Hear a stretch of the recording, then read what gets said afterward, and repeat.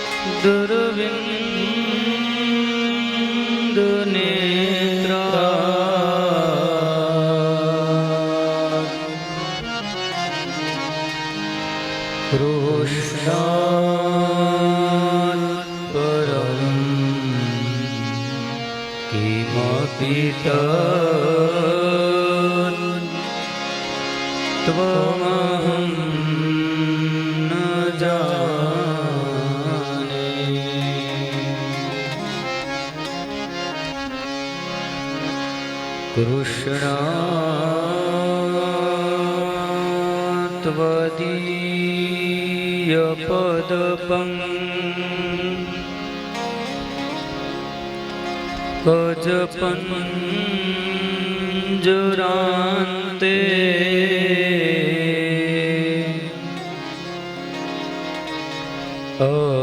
અદ્યૈવ મે વિશતુ માં નસરાજહંસઃ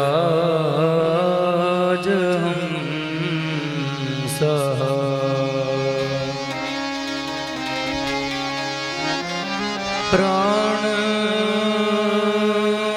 પ્રયાણ સમયે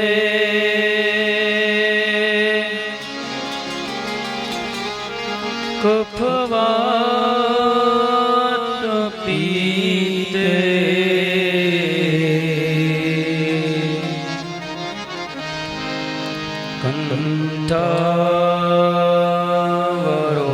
કંઠાવરોધન વિધો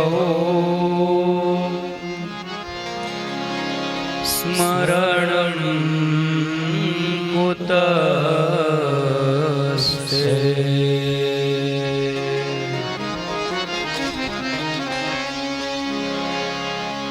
ઓમ નમઃ પ્રણવાર્થાય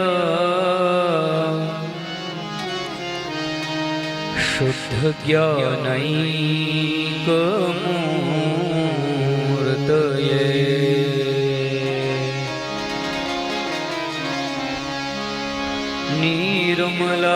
નિર્મલાય પ્રશાંતાય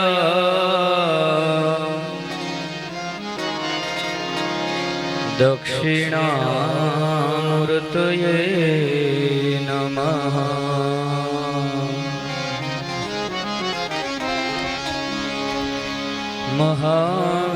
મહાવિદ્યા મહાવાણી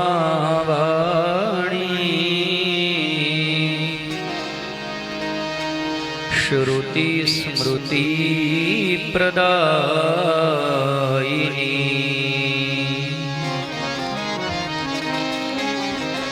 સાક્ષાત સરસ્વતી દેવી જીહ્વાગ્રે વસતો મમ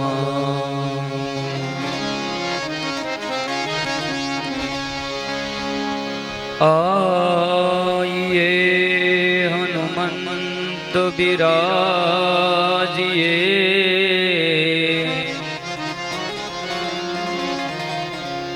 કથા કહુમતિ અનુસાર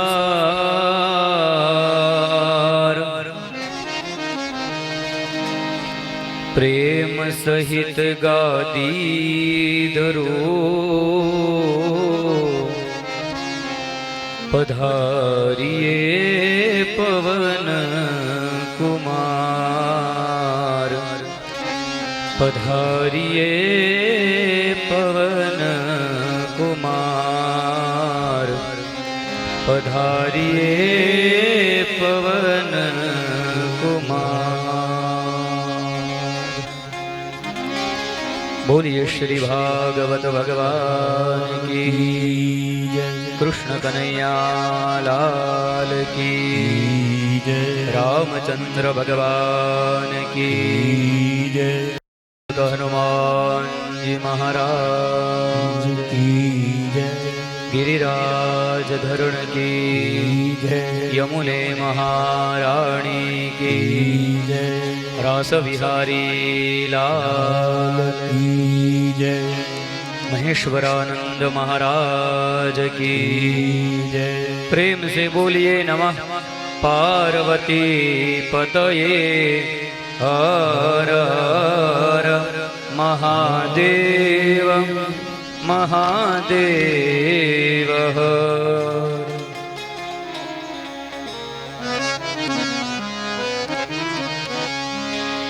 आओ 2 મિનિટ માટે હરિનામ સંકીર્તન કરી મન અને વાણીને વિશ્રામ આપીએ. શ્રી રાધે ગોવિંદ ભજ મન શ્રી રાધે રાધે. શ્રી રાધે ગોવિંદ ભજ મન શ્રી રાધે રાધે. શ્રી રાધે ગોવિંદ ભજ મન શ્રી રાધે રાધે. શ્રી રાધે ગોવિંદ ભજ મન શ્રી રાધે. શ્રી રાધે જય જય રાધે. શ્રી રાધે જય જય રાધે.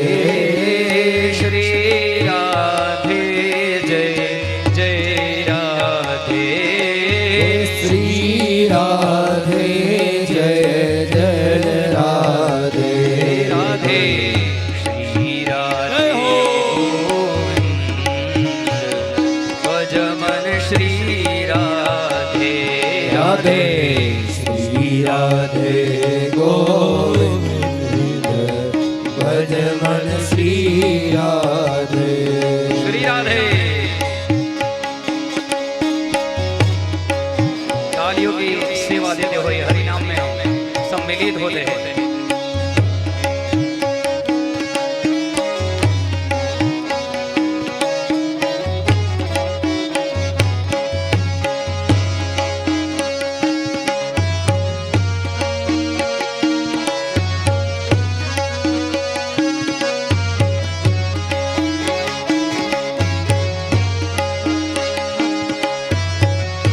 श्री राधे.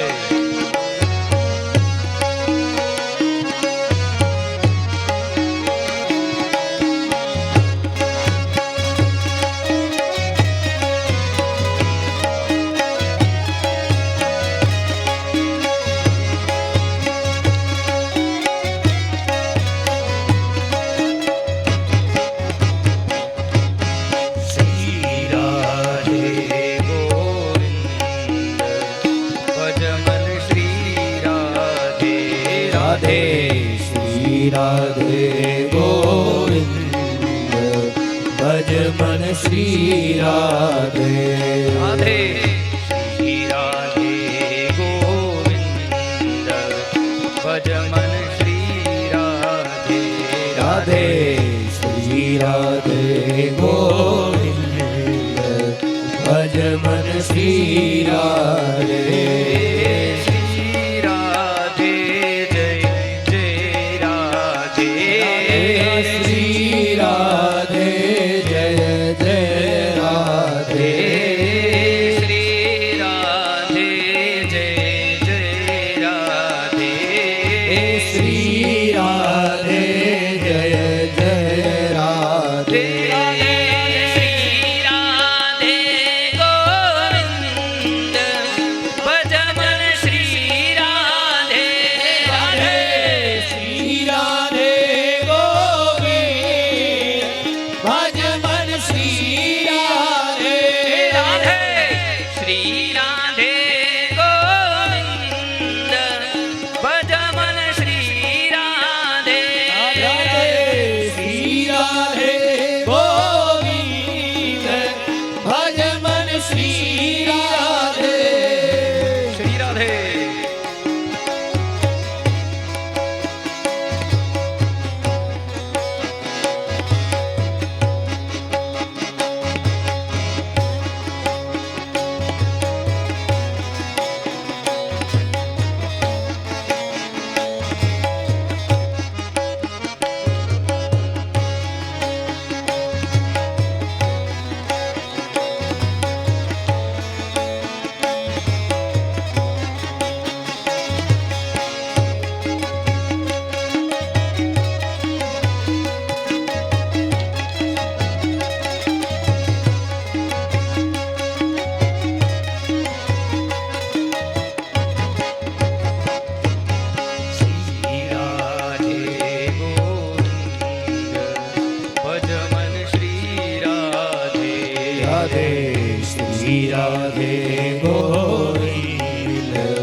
ભજ મન શ્રી રાધે રાધે શ્રી રાધે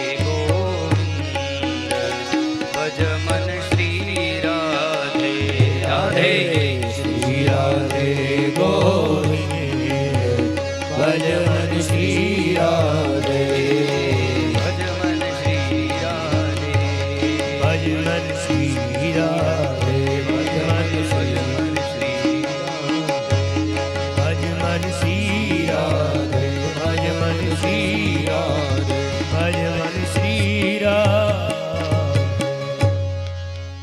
બોલીએ શ્રી ભાગવત ભગવાન કી કરુણા સિંધુ ભગવાન કી સચ્ચિદાનંદ રૂપાય વિશ્વોત્પત્યાદિ હેતવે તાપત્રય વિનાશાય શ્રી કૃષ્ણાય વયં નુમઃ યં પ્રવ્રજन्तમનુપે તમપેત કૃત્યં દ્વૈપાયનો વિરહકા તરાજુહા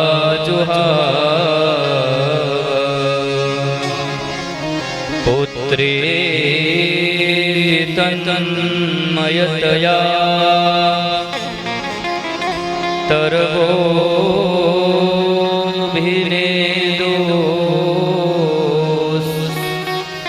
તમ સર્વભૂતહૃદયં મુનિમાનતોસ્મિ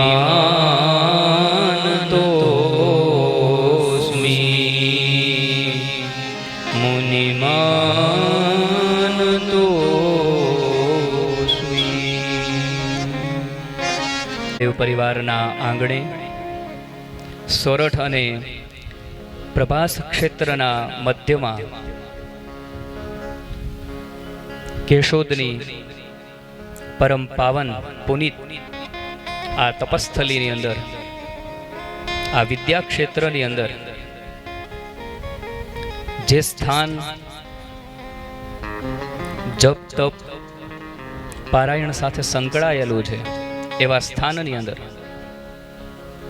જે સ્થાન ઉપર બેસી મહાપુરુષોનો સત્સંગ થયો છે, જે સ્થાનને મહેશ્વરાનંદજી જેવા મહાપુરુષોનો સંયોગ થયો છે, એવી મહાપુરુષોથી અલંકૃત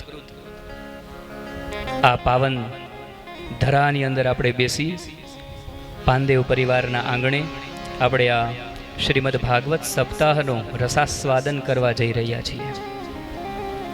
સ્વર્ગસ્થ હીરાભાઈ પાંદેવ અને એમનો પરિવાર સુરેશભાઈ અને સ્વર્ગસ્થ રમેશભાઈ હીરાભાઈ પાંદેવ, બંને ભાઈઓ અને એમના સંતાનોમાં નીરવભાઈ સુરેશભાઈ પાંદેવ અને મયંકભાઈ રમેશભાઈ પાંદેવ, આ પરિવારે આજે આપ સૌના માટે આ ભાગવતી ગંગાને કેશોદ ગામના આંગણે લઈને આવ્યા છે.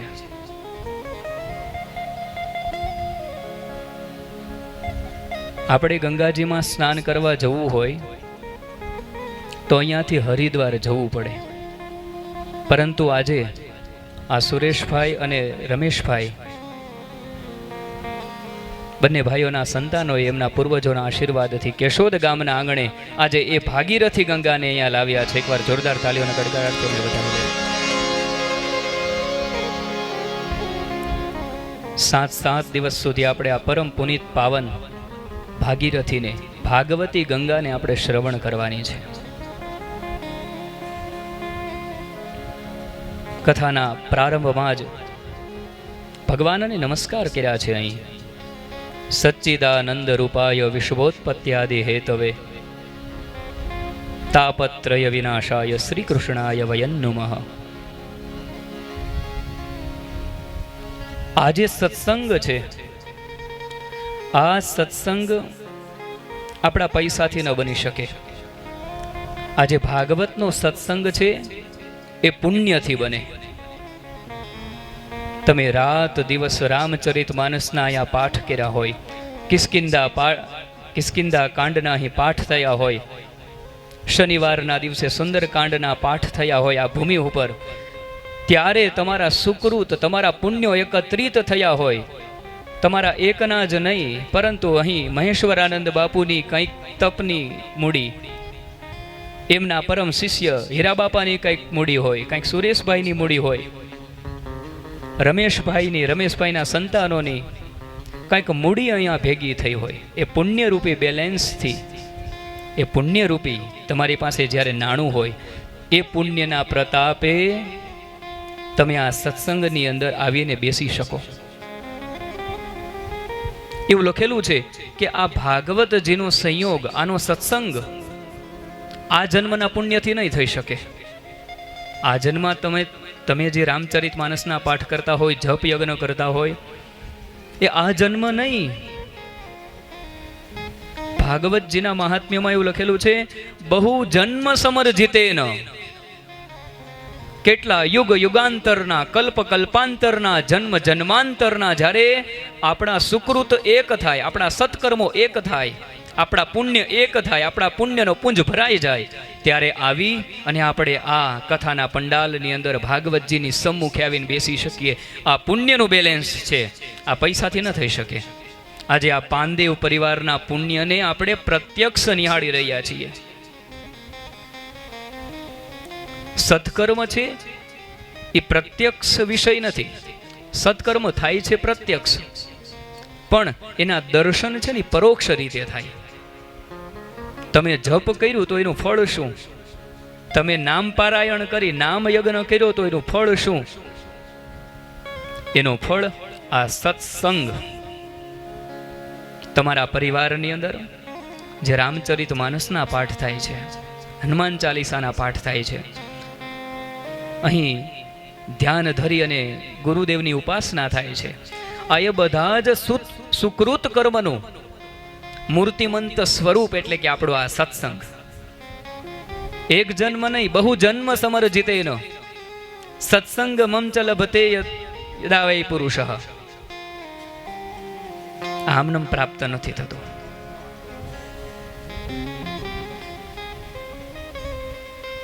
તો આપણા પુણ્યના પ્રતાપે આપણે આજે ભાગવતજીના નિશ્રામાં બેઠા છીએ. ભાગવતજીને આપણે સૌપ્રથમ મસ્તક ઉપર પધરાવીએ છીએ. શા માટે મસ્તક ઉપર જ? વસુદેવજીએ જ્યારે જન્મ થયો મથુરાની જેલની અંદર કાનાનો, ત્યારે ટોપલાની અંદર મૂકીને, સુપડામાં મૂકીને પોતાના મસ્તક ઉપર પધરાવ્યા હતા. એટલે મસ્તક ઉપર પોથીને પધરાવવામાં આવે છે કે કારણ કે જીવ અને જગન્નાથનો સંબંધ ત્યારથી બંધાય છે. આપણો સંબંધ બ્રહ્મની સાથે થાય, જીવનો બ્રહ્મ સંબંધ થાય, એટલા માટે મસ્તક ઉપર ભાગવતજીને પધરાવવામાં આવે છે. અને જીવનો જેવો બ્રહ્મ સાથે સંબંધ થાય એટલે એક સાથે ત્રણ ઘટનાઓ ઘટે. ત્રણ જે વસુદેવજીની સાથે બની હતી. પહેલી ઘટના કે હાથની અને પગની બેડીઓ તૂટી ગઈ. એટલે કે જીવ જેવો આ જગન્નાથને મસ્તક ઉપર પધરાવે કે એના જન્મના કર્મના બંધનો તૂટી જાય. જેવો બ્રહ્મ સંબંધ થાય એટલે. બ્રહ્મ સંબંધ કોણે કોણે લીધેલા છે આમાંથી? વાહ! તો બ્રહ્મનો સંબંધ થાય એટલે પેલી ક્રિયા કઈ થાય? પેલી ઘટના કઈ ઘટે? કે એના કર્મ બંધનો કપાઈ જાય. ત્યારથી આપણે ભગવાનના થઈ ગયા. હવે બીજી ઘટના ઘટે, એ કઈ? કે જે દરવાજા બંધ હોય એ આપમેળે ખુલી જાય.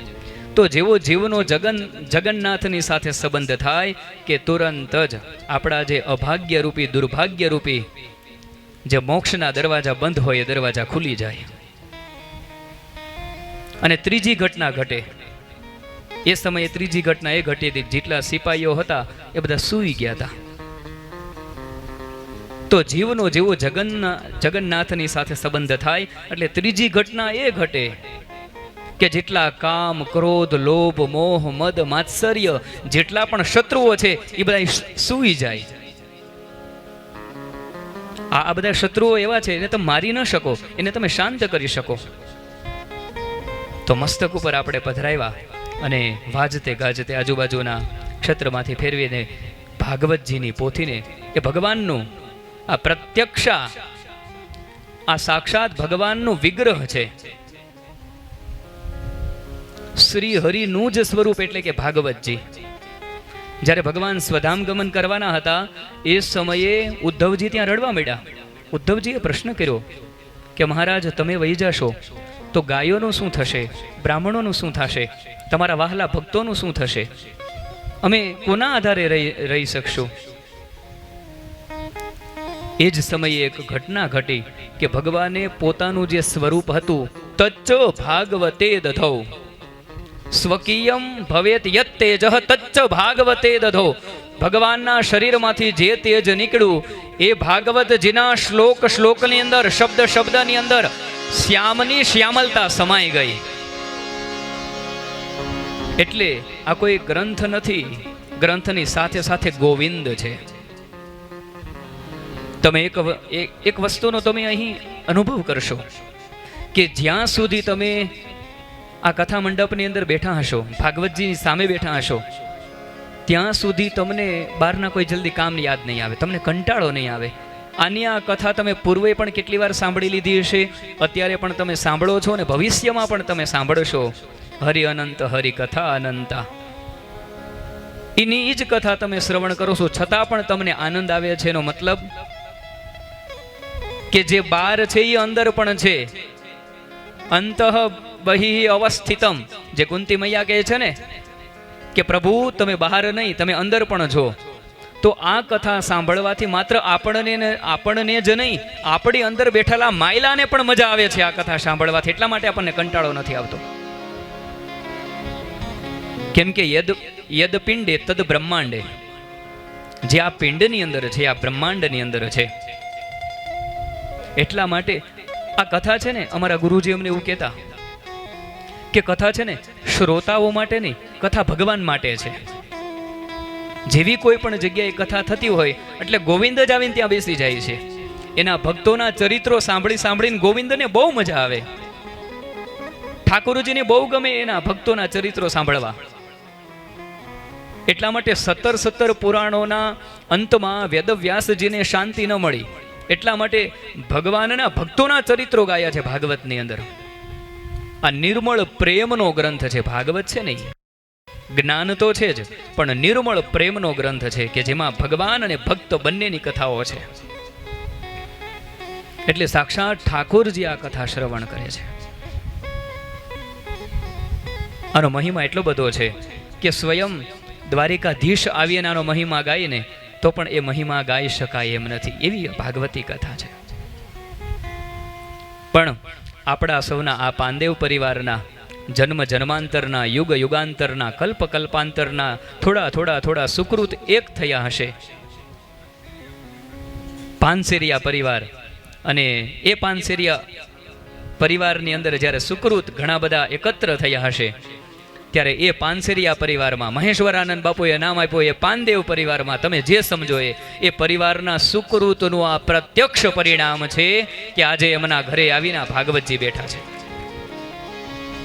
આપણે એ ભાગવતી ગંગાની અંદર આપણે ગોતું લગાવવાના છીએ.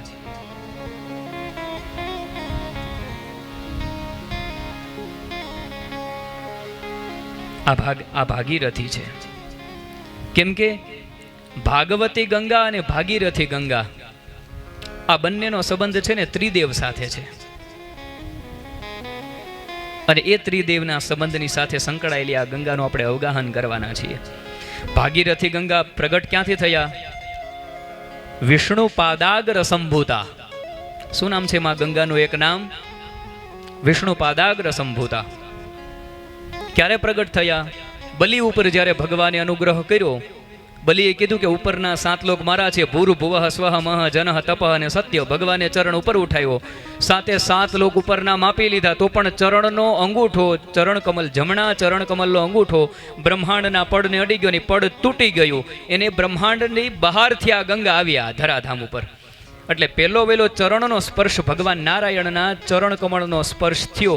એટલે ગંગાજીનું પહેલું નામ પડ્યું વિષ્ણુ પાદાગ્ર સંભૂતા. ક્યાંથી પેલી વેલી ગંગા ઉત્પન્ન થઈ? ભગવાન નારાયણના જમણા ચરણ કમળના અંગુષ્ઠમાંથી. પછી ત્યાંથી આગળ ચાલ્યા એટલે ગંગાજી ક્યાં ગયા?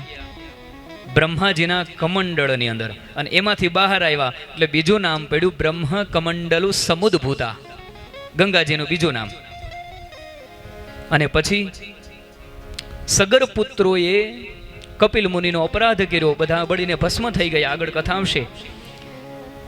તો એમનો ઉદ્ધાર કરવા માટે 3 4 પેઢીઓ પૂરી થઈ ગઈ, તો પણ ગંગાજી પૃથ્વી ઉપર ન આવ્યા. અને પછી ગંગાજી પ્રાર્થનાથી સંતુષ્ટ થયા અને પૃથ્વી ઉપર આવવા માટે તૈયાર થાય છે. અને એ સમયે ભગવાન શિવે પોતાના મસ્તક ઉપર ધારણ કર્યા. એટલે એ ગંગાનો સંબંધ 3 દેવ સાથે થયો. ભગવાન નારાયણના ચરણ કમળમાંથી પ્રગટ થઈ બ્રહ્માજીના કમંડળમાં, અને ત્યાંથી ભગવાન શિવના મસ્તક ઉપર. અહીં એમ પણ કહી શકાય કે ભગવાન શિવે ભગવાન નારાયણનું ચરણોદક છે ને પોતાના મસ્તક ઉપર પધરાવ્યું છે. એટલે આ સુંદર. અને આ ભાગવત કથા છે ને, ભાગવત કથા એવી કથા છે કે જો એને ધ્યાન દઈને તમે સમજો નહીં, જો કોઈએ ક્યારે સત્સંગ સેવો ન હોય, જો સાધુ મહાપુરુષોની પાસે ન બેઠા હોય, તો આ ભાગવતી ગંગા જલ્દી આપણા માનસમાં ઉતરે નહીં. એટલી બહુ અઘરી કથા છે આ. ભાગવત કથા કોને સમજાય? કે જેણે રામને સમજ્યા હોય, જેણે શિવને સમજ્યા હોય, જેણે કૃષ્ણને સમજ્યા હોય, એને જ ભાગવત સમજાય, અન્યથા ન થાય. તો આજે ભાગીરથી કથા છે. જો વિદ્વાનની ઓળખ ક્યારે થાય?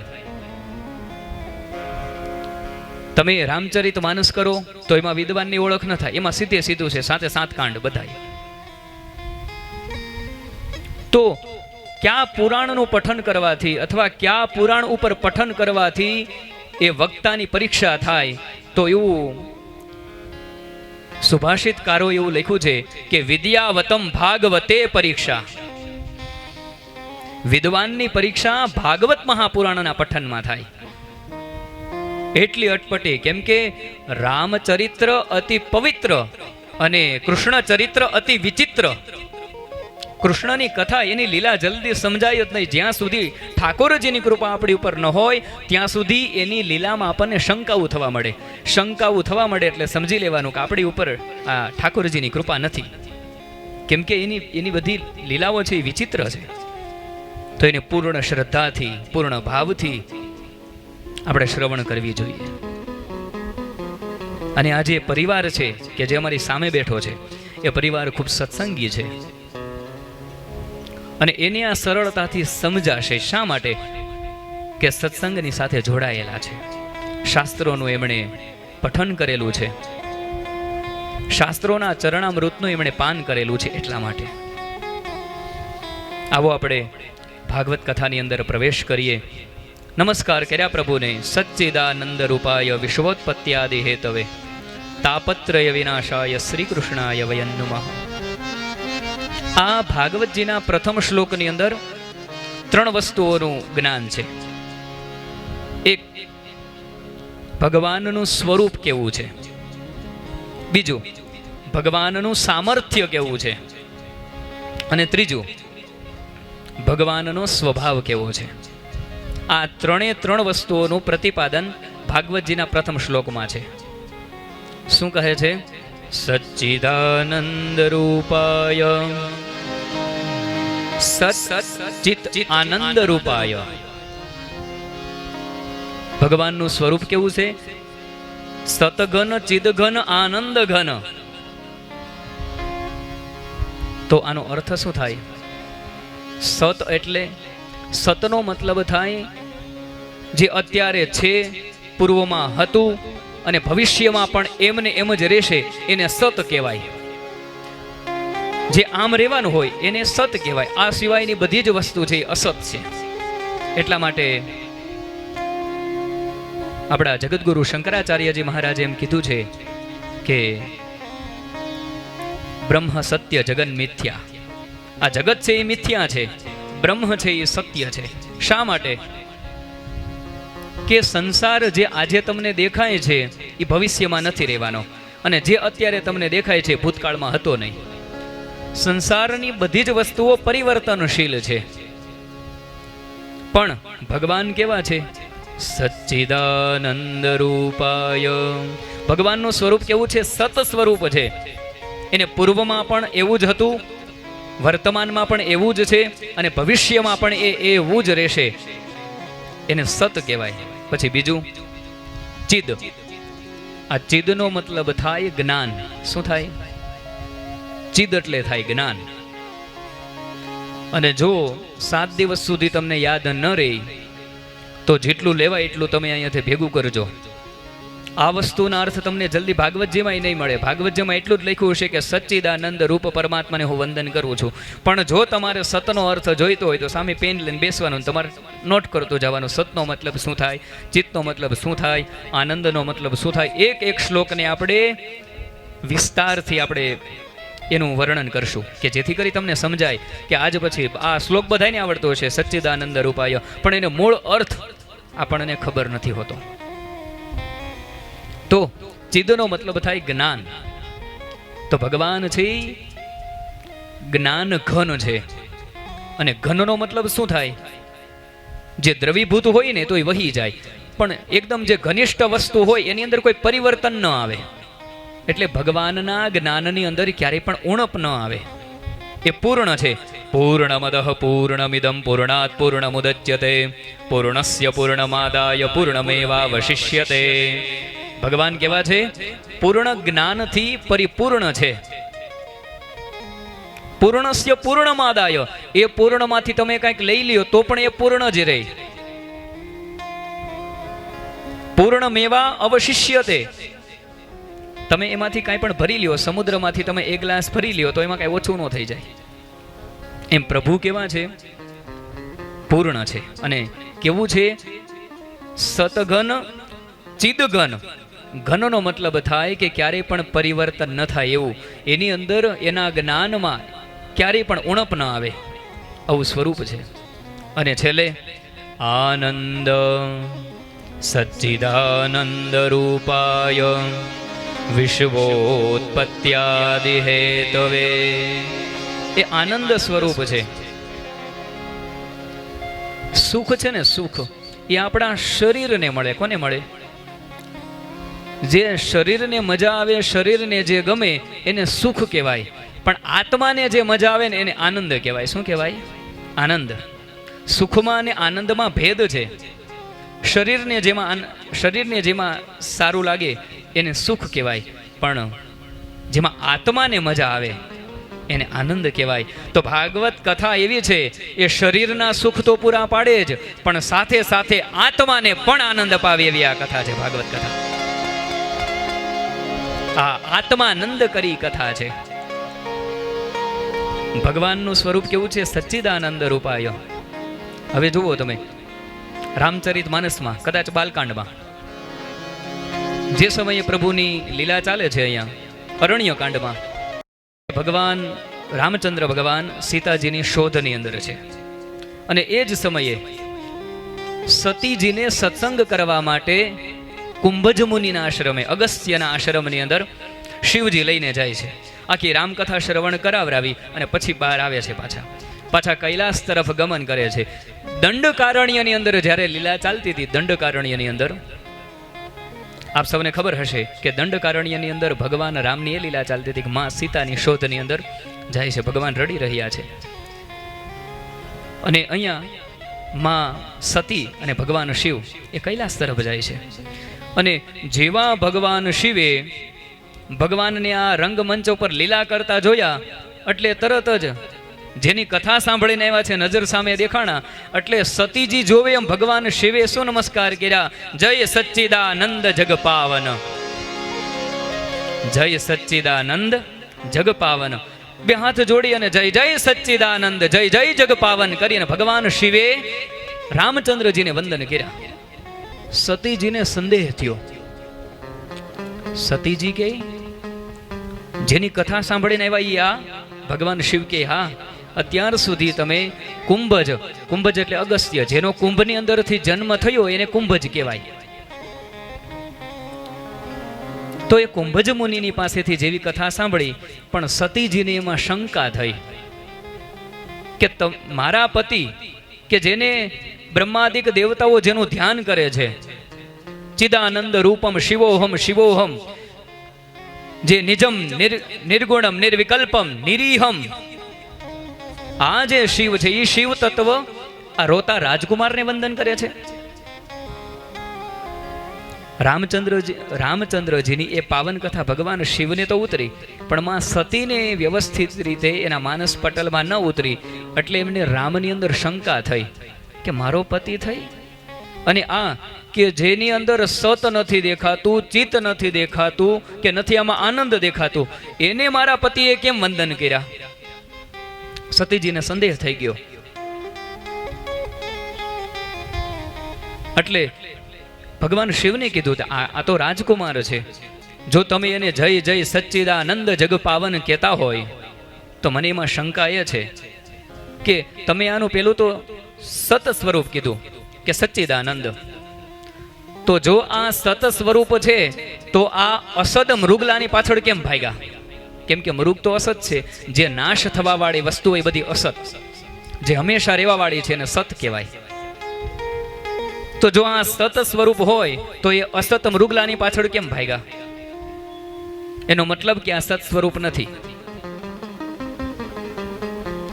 બીજી વાત કે તમે એમ કીધું કે ચિદ સ્વરૂપ,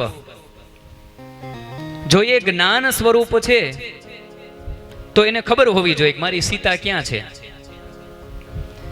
અને ત્રીજું કે તમે એમ કીધું કે આનંદ, હવે આ તો આ રાજકુમાર તો રડી રહ્યો છે, આમાં આનંદ ક્યાં દેખાય છે? અરે ન્યા સુધી કે હે ખગમૃગ હે મધુકર શ્રેણી તુમ દેખી સીતા મૃગ નયની. જો એ જ્ઞાન સ્વરૂપ હોય તો એ ખગ મૃગ એટલે કે પક્ષીઓને મૃગલાઓને મધુકર શ્રેણી આ બધાને પૂછે કે તુમ દેખી સીતા મૃગ નહીં, મારી મૃગલાના મુખ જેવી સીતાને તમે જોઈ? તો એને પૂછે. એનો મતલબ કે આમાં તો નથી સત, આમાં નથી ચિદ કે નથી આનંદ. હું આને નથી માનતી.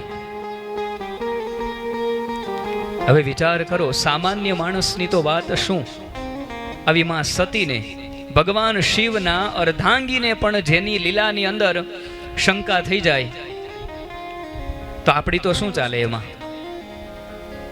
કારણ કે ભગવાન આ સમયે રંગમંચ ઉપર લીલા કરી રહ્યા છે, અને કોઈ પણ પાત્ર, કોઈ વ્યક્તિ ભવાઈની અંદર એનું પાત્ર ભજવતો હોય તો ભલે ગમે એવડો મોટો એ માણસ હોય, પણ જ્યારે એને કોઈ પાત્ર આપવામાં આવ્યું છે તો એની પાત્રતા ત્યારે જ સિદ્ધ થાય કે જ્યારે એ પોતે શું છે એ ભૂલી જાય. એટલે ભગવાન નારાયણે પોતાની ભગવત્તા છુપાવી દીધી હતી. જેમ ખરેખર કોઈ રાજકુમાર પોતાની પત્ની ખોવાઈ ગઈ હોય એની પાછળ જે પ્રમાણે રડતો હોય એવી જ લીલા ભગવાન રામે કરી, અને ભગવાન શિવે જોયું કે વાહ, ધન્ય છે મારા પ્રભુજી, કે મોટા નાટકકાર છે, એમ કે એની લીલા છે, એની લીલા તો જોવો. એટલે એ પડદાની પાછળ બેઠેલો જે વ્યક્તિ છે, જેણે આખો રંગમંચ તૈયાર કર્યો છે, એને તો ખબર હોય ને કે આ જે વ્યક્તિ અત્યારે રાજા બન્યો છે ખરેખરમાં એ રાજા નથી, સવારે એની નોકરીએ જ વયો જવાનો છે, પણ એ પાછળ બેઠો, પડદાની પાછળ બેઠો બેઠો શું કરશે? વાહ, જય હો જય હો, આને તો આખું રંગમંચ સજાવી દીધું. એમ ભગવાન શિવે વિચાર્યું કે હું ન્યા જઈશ ને તો માણસોને ખબર પડી જશે કે આ નારાયણ છે, એટલે ન્યા નહોતા ગયા, દૂરથી જ વંદન કરી લીધા, જય સચ્ચિદાનંદ જગ પાવન. તો અહીં પણ શું નમસ્કાર કર્યા છે? સચ્ચિદાનંદ રૂપાય. તો આ બે કથા છે ને એમ ભળતી આવે, એક રામકથા અને ભાગવત કથા. તમે સીધી પણ ભાગવત કથા કરી શકો, પણ રામચરિત માનસનો પણ આપણે સાથે સાથે જે જગ્યાએ આની સાથે એનો સંપર્ક થતો હશે, જે જગ્યાની કડીઓ મળતી હશે, ત્યાંથી આપણે એ પણ વિસ્તારથી સાંભળશું કે જેથી કરી આ કથાના રસાસ્વાદનની અંદર મજા આવે અને આપણે જે જાણતા હોય એમાંથી કંઈક નવું કંઈક આપણને જાણવા મળે. તો ભગવાન શિવે પણ જે સચ્ચિદાનંદ સ્વરૂપને વંદન કર્યા હતા એ જ સચ્ચિદાનંદ આ સ્વયં ઠાકોરજી છે. પેલું તો અહીંયા હજી તો સચ્ચિદાનંદ રૂપાય ભગવાનના સ્વરૂપનું વર્ણન થયું. હવે એની સામર્થ્યતા કેવી છે? વિશ્વોત્પત્યાદિ હેતવે, વિશ્વની ઉત્પત્તિ કરે, એનું પાલન પોષણ કરે અને સમય આવે એનો સંહાર કરે. આવું તો જેનું સામર્થ્ય છે. કોઈ આપણે અસમર્થના ગુણગાન નથી ગાતા, આવા સમર્થના ગુણગાન ગાઈએ છીએ. પછી અને હવે એમનો સ્વભાવ કેવો છે એનું વર્ણન કરતા કહે છે તાપત્રય વિનાશાય, 3 પ્રકારના તાપોનો નાશ કરવા વાળા છે ભગવાન. આધિ દૈવિક, આધિ ભૌતિક અને આધ્યાત્મિક. 3 પ્રકારના તાપ અને તાપત્રય વિનાશાય, જે 3 તાપોનું જે ઉન્મૂલન કરે છે એવા શ્રી કૃષ્ણને હું વંદન કરું છું. ત્યારબાદ શુકદેવજીના ચરણોમાં વંદન છે કે યમ પ્રવ્રજંતમનુપેતમ પેત કૃત્ય, કે જેમનો જન્મ થતા વાર જ તરત બધી જ વસ્તુઓનો પરિત્યાગ કરી અને જંગલ તરફ દોડવા લાગ્યા હતા. તમ સર્વભૂત હૃદયમ મુનિમાનતોસ્મી, એવા સર્વભૂત હૃદય જે પ્રાણી માત્રના જીવ માત્રના હૃદયમાં બેઠેલા છે એવા શુકદેવજીને પણ હું વંદન કરું છું. અને હવે સૂત નામના પુરાણી શૌનકાદી ઋષિઓને ભાગવત કથાનું જ્ઞાન પ્રદાન કરશે.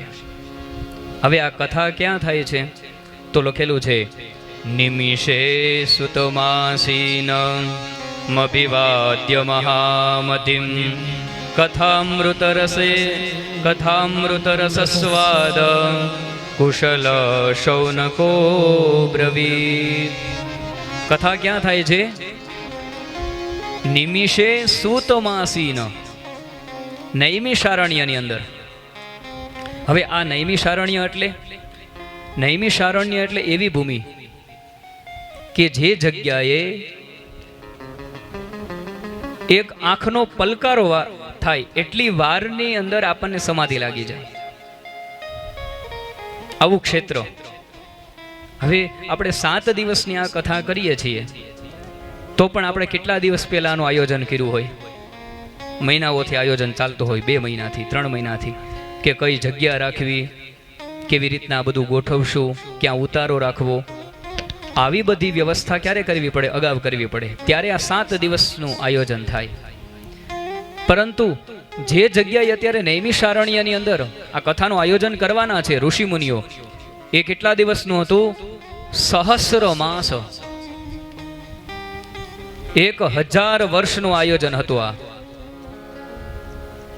તો હવે આના માટે કેવડું આયોજન કરવું પડે કે સારી એવી ભૂમિ ગોતવી પડે, સારી એવી જગ્યા, અને એ જગ્યા ઉપર બેસીને જો કથા કરીએ કે જ્યાં નિર્વિઘ્નતાથી કથા સાંભળી શકીએ. જો આ નિમિષ છે ને, નિમિષ, ભગવાન નારાયણનું એક નામ અનિમેષ છે. શું છે? અનિમેષ. ભગવાન નારાયણ છે ને, એના નેત્ર ક્યારેય બંધ થઈ અને ખુલતા નથી, એના ખુલ્લા ને ખુલ્લા રહે છે એના નેત્ર. એ નિર્નિમેષ નયનોથી ના ભક્તોની સામે જોવે છે ભગવાન. એટલે ભગવાનનું નામ શું છે? અનિમેષ. નિમેષનો મતલબ થાય કે પલકારો પડવો, પણ અપલક થઈ જવું. પલક એટલે પલકારો, અપલક એટલે કે આંખનો પલકારો ન પડવો. ભગવાનની આંખનો પલકારો પડતો નથી, એટલે ભગવાનનું એક નામ છે અનિમેષ. તો આ નિમેષ શબ્દ ક્યાંથી આવ્યો? નવમ સ્કંધની અંદર નિમિ રાજાની કથા છે. સીતાજીના પૂર્વજ થાય નિમિ રાજા. એ નિમિ રાજાના ઉપરથી આ નિમેષ શબ્દ આવ્યો છે. આવો થોડાક એ તરફ આપણે ઉતરીએ. નવમ સ્કંધમાં કથા છે નિમિ રાજાની. બહુ પ્રતાપી રાજા થયા. એમણે એકવાર યજ્ઞ કરવો તો એટલે વશિષ્ઠ ઋષિને કહેવા ગયા, અને એ જ દિવસોમાં ઇન્દ્રએ આવીને પણ વશિષ્ઠને નિમંત્રણ આપ્યું કે બાપજી, આપે આવી અને મારા યજ્ઞને સંપન્ન કરવાનો છે. એટલે બંનેના નિમંત્રણ આવ્યા. એટલે વશિષ્ઠજીએ વિચાર કર્યો કે મારે પહેલાં ક્યાં જવું જોઈએ. તો ઇન્દ્રએ પેલું નિમંત્રણ આપ્યું હતું, એટલા માટે ઇન્દ્રદેવની પાસે ગયા. એની પાસે જાય છે અને એની પાછળ આવી નિમિરાજાએ કીધું કે મારે પણ સત્કર્મ કરવું છે, મારે પણ યજ્ઞ કરવો છે, તો એ યજ્ઞમાં પધારો. ત્યારે વશિષ્ઠજીએ કીધું કે પ્રથમ મને આમંત્રણ ઇન્દ્રએ આપ્યું છે, એટલે ઇન્દ્રનો યજ્ઞ સંપન્ન કરી અને આવું, પછી હું આપનો યજ્ઞ સંપન્ન કરીશ. હવે નિમિરાજા છે એ બહુ સૂક્ષ્મ બુદ્ધિવાળા હતા. એમણે વિચાર કર્યો કે વશિષ્ઠજી ઇન્દ્રદેવના યજ્ઞમાં ગયા છે, તો હું તો પૃથ્વીનો જીવ છું, અને પૃથ્વી ઉપર જે દિવસો છે એ દિવસોમાં અને દેવતાઓના દિવસોમાં ઘણો બધો અંતર છે. હવે સત્કર્મ એવી વસ્તુ છે કે જેવો વિચાર આવે એટલે તરત એને અમલમાં મૂકી દેવું જોઈએ. એટલે મહાપુરુષોને પૂછીને, મહામુનિઓને, તપસ્વીઓને પૂછીને, ગુરુજનોને પૂછીને નિમિરાજાએ એમાં મોડું ન કર્યું કે વશિષ્ઠજી હજી ઇન્દ્રના યજ્ઞમાં ગયા છે, તો ઇન્દ્રના 1 વર્ષ જ્યારે વ્યતીત થાય પૃથ્વી ઉપર, ત્યારે ઇન્દ્રનો 1 દિવસ પૂરો થાય. એ તો આપને સૌને ખબર છે ને કે ઉત્તરાયણથી લઈને દક્ષિણાયન સુધીનો સમય છે એ દેવતાઓનો દિવસ છે, અને દક્ષિણાયનથી લઈ અને ઉત્તરાયણ આવે ત્યાં સુધી દેવતાની રાત્રિ છે. તો પૃથ્વી ઉપર જ્યારે 1 વર્ષ વ્યતીત થઈ જાય ત્યારે ઇન્દ્રને ત્યાં માત્ર ને માત્ર 1 દિવસ જ જાય. તો હવે નય અને આ વશિષ્ઠજી 1 મહિનો કે 2 મહિના કે 3 મહિના જો ત્યાં રોકાઈ ગયા તો પૃથ્વી ઉપર તો વર્ષોના વર્ષો વ્યતીત થઈ જાય. એમ વિચાર કરી નિમિ મહારાજે યજ્ઞ સંપન્ન કરાવી લીધો. બ્રાહ્મણોને બોલાવીને, મહાપુરુષોને બોલાવી, તપસ્વીઓને બોલાવી અને એ યજ્ઞને સંપન્ન કરાવી લે છે. અને જેવો યજ્ઞ સંપન્ન થયો કે થયું એવું કે ઇન્દ્રને ત્યાં યજ્ઞની અંદર હાજરી આપી, ઇન્દ્રનો યજ્ઞ સમાપન કરી અને વશિષ્ઠજી આવ્યા. અને વશિષ્ઠજી આવ્યા એટલે તરત એના શિષ્યને, એના ચેલાને કીધું કે ચાલો હવે તમારું જે તમે મને નિમંત્રણ આપ્યું છે, તો હવે જે નિમંત્રણ મને આપ્યું છે એ યજ્ઞ આપણે સંપન્ન કરી લઈએ. તો નિમિ મહારાજે ઊભા થઈ વંદન કરીને કીધું કે બાપજી, તમે સ્વર્ગલોકની અંદર ગયા એટલે એ યજ્ઞ તો મેં મારી મેળે મેં સંપન્ન કરી લીધો છે. એટલે વશિષ્ઠજી ક્રોધિત થયા. એકવાર કોઈ બ્રાહ્મણની પાસેથી આપણે મુહૂર્ત લઈએ, એકવાર કોઈ બ્રાહ્મણને આપણે વચન આપીએ કે અમે તમારી પાસે આમ કરાવશું, અને પછી જો ન કરાવીએ તો આપણે એમના અપરાધી છીએ, એનો દંડ, એનું ફળ આપણે ભોગવવું પડે. એટલે વશિષ્ઠજીએ તરત જ એમને શ્રાપ આપ્યો કે તમારું શરીર છૂટી જવું. નિમિ મહારાજે વિચાર કર્યો, કરે બાપજી, મેં એવું કોઈ દુષ્કર્મ કર્યું નથી, મેં એવું કોઈ પાપ કર્મ નથી કર્યું કે મારું શરીર છૂટી જાય, અને તમે મને વગર વાંકે શ્રાપ આપ્યો છે, તો હું પણ તમને શ્રાપ આપું છું કે તમારું પણ શરીર છૂટી જાવ. શિષ્યએ ગુરુને શ્રાપ આપી દીધો અને ગુરુએ એના ચેલાને. વશિષ્ઠજીનું શરીર તો છૂટી ગયું ને તરત એમને બીજું શરીર પણ પ્રાપ્ત થઈ ગયું, પણ નિમિ મહારાજનું શરીર ત્યાં ને ત્યાં બળીને ભસ્મ થઈ ગયું. હવે જેવું ત્યાં બળીને ભસ્મ થયું એટલે તરત જ એ શરીરમાંથી પુનઃ એનું મંથન કર્યું, અને એમાંથી એક પ્રગટ થયા પુરુષ, જેનું નામ રાખવામાં આવ્યું જનક. એનું નામ જનક કેમ કે એમાંથી જન્મા એટલે એનું નામ જનક. એટલે હવે એને નિમિમાંથી પ્રગટ થયા છે તો એના પિતા થયા.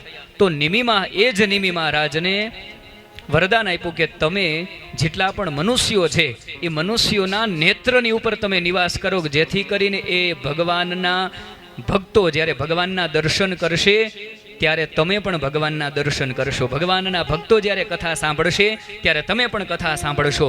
ત્યારથી એ નિમિ મહારાજ જ આપણા બધાના પલકારા ઉપર બેસી ગયા છે. એટલા માટે એના નામ ઉપરથી આપણા આંખની ઉપર જે પાપણ છે એનું નામ પડ્યું નિમેષ. એ નિમિ મહારાજ. અને એ જે જનક થયા ને, જનક પછી એની પેઢીમાં જેટલા વંશજો થયા ને બધાનું નામ જનક જ. જનક એ કોઈનું નામ નથી, જનક એ ઉપાધિ છે. જનક કોઈનું નામ નથી. શિરધ્વજ જનક, કુશધ્વજ જનક, આનક જનક, એમ બધા જનક છે, જુદા જુદા નામ, બધા જનકના નામ છે. એમાં રામચંદ્રજીના જે સસરા છે એ જનકનું નામ શું હતું? કોને ખબર છે? વિદેહ તો ખરા, પણ એ શિરધ્વજ જનક. કોણ? જનક. જનક ઉપાધિ છે. જેમ વડાપ્રધાન ઉપાધિ છે, કોઈનું નામ નથી. મુખ્યમંત્રી ઉપાધિ છે, એમ જનક છે ને એ ઉપાધિ છે. એમાં જેટલા પણ જન્મે ને એ બધાને જનક કહેવાય. ત્યારથી એ નિમિ મહારાજાના વંશમાં. અને પછી એક જનકને મળવા આપણા ઠાકોરજી પણ જશે અંતમાં, એક જનકજીને મળવા, એ જ વંશજની. એટલા માટે. અને આપણે જોઈએ તો જ્યારે પુષ્પ વાટિકાની અંદર ભગવાન રામચંદ્રજીની લીલા થતી હતી ત્યારે થકે નયન રઘુપતિ છબી દેખે પલક કન હિહું પરી હરિ નિમેષે. તુલસીદાસજીએ એની આ સંકેત કર્યો છે કે સીતાજીના નયન ભગવાન રામચંદ્રજીની છબી જોઈ અને થકે નયન રઘુપતિ છબી દેખી. એના નયન થાકી ગયા. શા માટે? કે એના પલકારા પડતા નહોતા. નિર્નિમેષ નયનોથી રામચંદ્રજીને સીતાજીએ નિહાળ્યા. આંખનો પલકારો પડ્યો જ નહીં. આંખનો પલકારો પડે એ પણ દર્શનની અંદર વ્યવધાન છે. ગોપીઓ એમ કહે છે ને કે બ્રહ્માજીએ આ આંખની પલકારી બનાવીને ખોટા બનાવ્યા છે. કે હે કાનુડા, તારા દર્શન કરતા હોય ત્યારે આંખનો પલકારો પડે ને તો અમને એ અમારા દર્શનની અંદર વ્યવધાન ઊભું કરે છે કાનુડા. તો સીતાજીએ નિર્નિમેષ નયનોથી પલકન હિહું પરિહરી નિમેષે, સીતાજીના આંખનો પલકારો પડ્યો નહીં. તમે રામચરિત માનસનો જ્યારે પઠન કરતા હશો ત્યારે ચોપાઈ આવતી હશે. તો પલકારો શા માટે ન પડ્યો? કઈ કારણ તો હશે ને, અકારણ નથી થયું. આપણને બધાને ખબર છે, આપણા દીકરા દીકરીઓના વિવાહ થાય, એની સગાઈ થાય ત્યારે જ્યારે આપણી દીકરી એ આપણા જમાઈની સાથે જ્યારે વાત કરતી હોય ત્યારે આપણા વડીલો ત્યાં ન રહે. વડીલો એમ કે તમે બંને એકાંતમાં જઈને વાત કરી લ્યો. વડીલોને એમ થાય કે અમારી સામે અમારી દીકરી શરમ અનુભવશે, એટલા માટે વડીલો શું કરે? થોડી વાર બહાર વયા જાય અથવા આ બંનેને દૂર મોકલી દે. એ પ્રમાણે જે સીતાજીના આંખની ઉપર જે નિમેષ છે એ નિમિ રાજા છે. નિમિ રાજાએ વિચાર કર્યો કે મારી આ પુત્રી છે, કેમ કે એ નિમિ રાજાના વંશની અંદર જ આ શિરધ્વજ જનક થયા અને એમની દીકરી, એટલે એ નાતે એમની દીકરી થઈ, એમની વંશજ થઈ સીતા. તો મારી દીકરી જ્યારે અમારા જમાઈને મળતી હોય ત્યારે મારે એમાં વ્યવધાન બનવું ન જોઈએ. એટલે એ સમયે નિમિ રાજાએ પોતાના પલકારાને રોકી લીધા અને માં સીતાએ નિર્નિમેષ નયનોથી રામચંદ્રજીના દર્શન કર્યા. હા, આ કથાઓ એટલી બધી સુંદર અને સરસ છે કે તમે એના અર્થની અંદર ઊંડા ઉતરો ને તો મજા આવે. ખાલી તમે એની ચોપાઈ વાંચી લ્યો તો એમાં તમને એટલો બધો રસ ન થાય. પણ શા માટે પલકારો ન પડ્યો? એ પલકારો એટલા માટે ન પડ્યો કે એ નયનની અંદર, એ નિમેષની અંદર નિમિ રાજા બેઠા છે. એ નિમિ રાજાએ વિચાર કર્યો કે મારી દીકરી મળતી હોય, એના પ્રિયતમના દર્શન કરતી હોય ત્યારે મારે એમાં વ્યવધાન ન બનવું જોઈએ. બોલો રાધે રાધે. એટલે વચ્ચે રાધે રાધે બોલતું રહેવાનું. તમે ક્યાંય સુધી ઊંડા ઊંડામાં વયા જશો, કઈ કથામાંથી ક્યાંય કથામાં જશો અને પાછા રાધે રાધે બોલીને કથાની સપાટી ઉપર ઓલું કેમ જળની અંદર ગોતું લગાવીએ, થોડીક વાર મજા આવે પાછું ઉપર વયું આવવાનું કે જેથી કરીને હળવા થઈ જઈએ. બોલવાનું રાધે રાધે. તો એ નિમિ આપણે નૈમિષારણ્ય ઉપરથી આ નિમિ રાજાની કથા તમને સંભળાવી. તો એ નૈમિષારણ્ય એટલે કે બધા ઋષિઓ બ્રહ્માજીની પાસે ગયા કે બ્રહ્માજી, અમારે 1000 વર્ષનું જ્ઞાન સત્રનું આયોજન કરવું છે. તો આ જ્ઞાન સત્રના આયોજનમાં એવી કોઈ અમને જગ્યા બતાવો કે જે જગ્યા ઉપર બેસી અમે નિર્વિઘ્નતાથી કથાનું શ્રવણ કરી શકીએ, કે જે કથાની અંદર આજુબાજુમાંથી સારી હવા આવતી હોય, સારી બેસવાની વ્યવસ્થા હોય, સમયે સમયે પાણી મળી રહે, સમયે સમયે આવશ્યકતાઓ પૂર્ણ થાય. તો બ્રહ્માજીએ એક ચક્ર આપ્યું. એ ચક્રની અંદર નિમિ હોય. શું હોય? બધી ચક્રમાં જે આરા હોય ને નિમિ કહેવાય. શું કહેવાય? નિમિ. એટલે બ્રહ્માજીએ કીધું કે તમે જઈ આ ચક્ર જ્યાં જ્યાં ચાલુ જાય એની પાછળ પાછળ જાઓ. જે જગ્યાએ આ ચક્ર જઈ અને પડે અને એના બધા જ આરા ખંડિત થઈ જાય એ જગ્યા તમારા સત્સંગની માટે શ્રેષ્ઠ રહેશે. એટલે આગળ ચક્ર બ્રહ્માજીએ છોડેલું અને પાછળ પાછળ સૌ ઋષિમુનિઓ એટલે કે સૂત અને 88,000 ઋષિઓ આગળ આગળ ચક્રની પાછળ પાછળ જતા હતા. ફરતું ફરતું એ ચક્ર નૈમિષારણ્યનું જે અત્યારનું જે અરણ્ય છે અયોધ્યાની નજીક, ત્યાં આવી ગયું અને ત્યાં આવીને ચક્ર પડી ગયું અને એના આરા ખંડિત થઈ ગયા. અને એ જગ્યા ઉપર નક્કી કર્યું કે આ જગ્યા ઉપર આપણે કથા કરવી છે. અને એ જ નૈમિષારણ્યની અંદર મનુ અને શત્રુપાજીએ પણ ત્યાં કેટલા 23,000 વર્ષ સુધી તપ કર્યું હતું. તીરથબર નૈમિષ વિખ્યાતા અતિ પુનિત સાધક સિદ્ધિદાતા. રામદાસ અતિ પુનિત છે અને સિદ્ધિદાતા છે એ જગ્યા નૈમિષારણ્ય. ક્યારેક ઠાકોરજી રામચંદ્ર કૃપા કરશે આપણી ઉપર તો રામકથા છે ને આપણે એ નૈમિષારણ્યની અંદર કરવી છે. આ પાનદેવ પરિવાર હોય, પાનસેરિયા પરિવાર હોય અને નૈમિષારણ્યની એ ભૂમિ હોય, એ ભૂમિની અંદર ભવિષ્યમાં ક્યારેક ઠાકોરજી કૃપા કરે તો એ સિદ્ધ ભૂમિની અંદર પણ આપણે રામચરિત માનસનું એક આયોજન કરશું.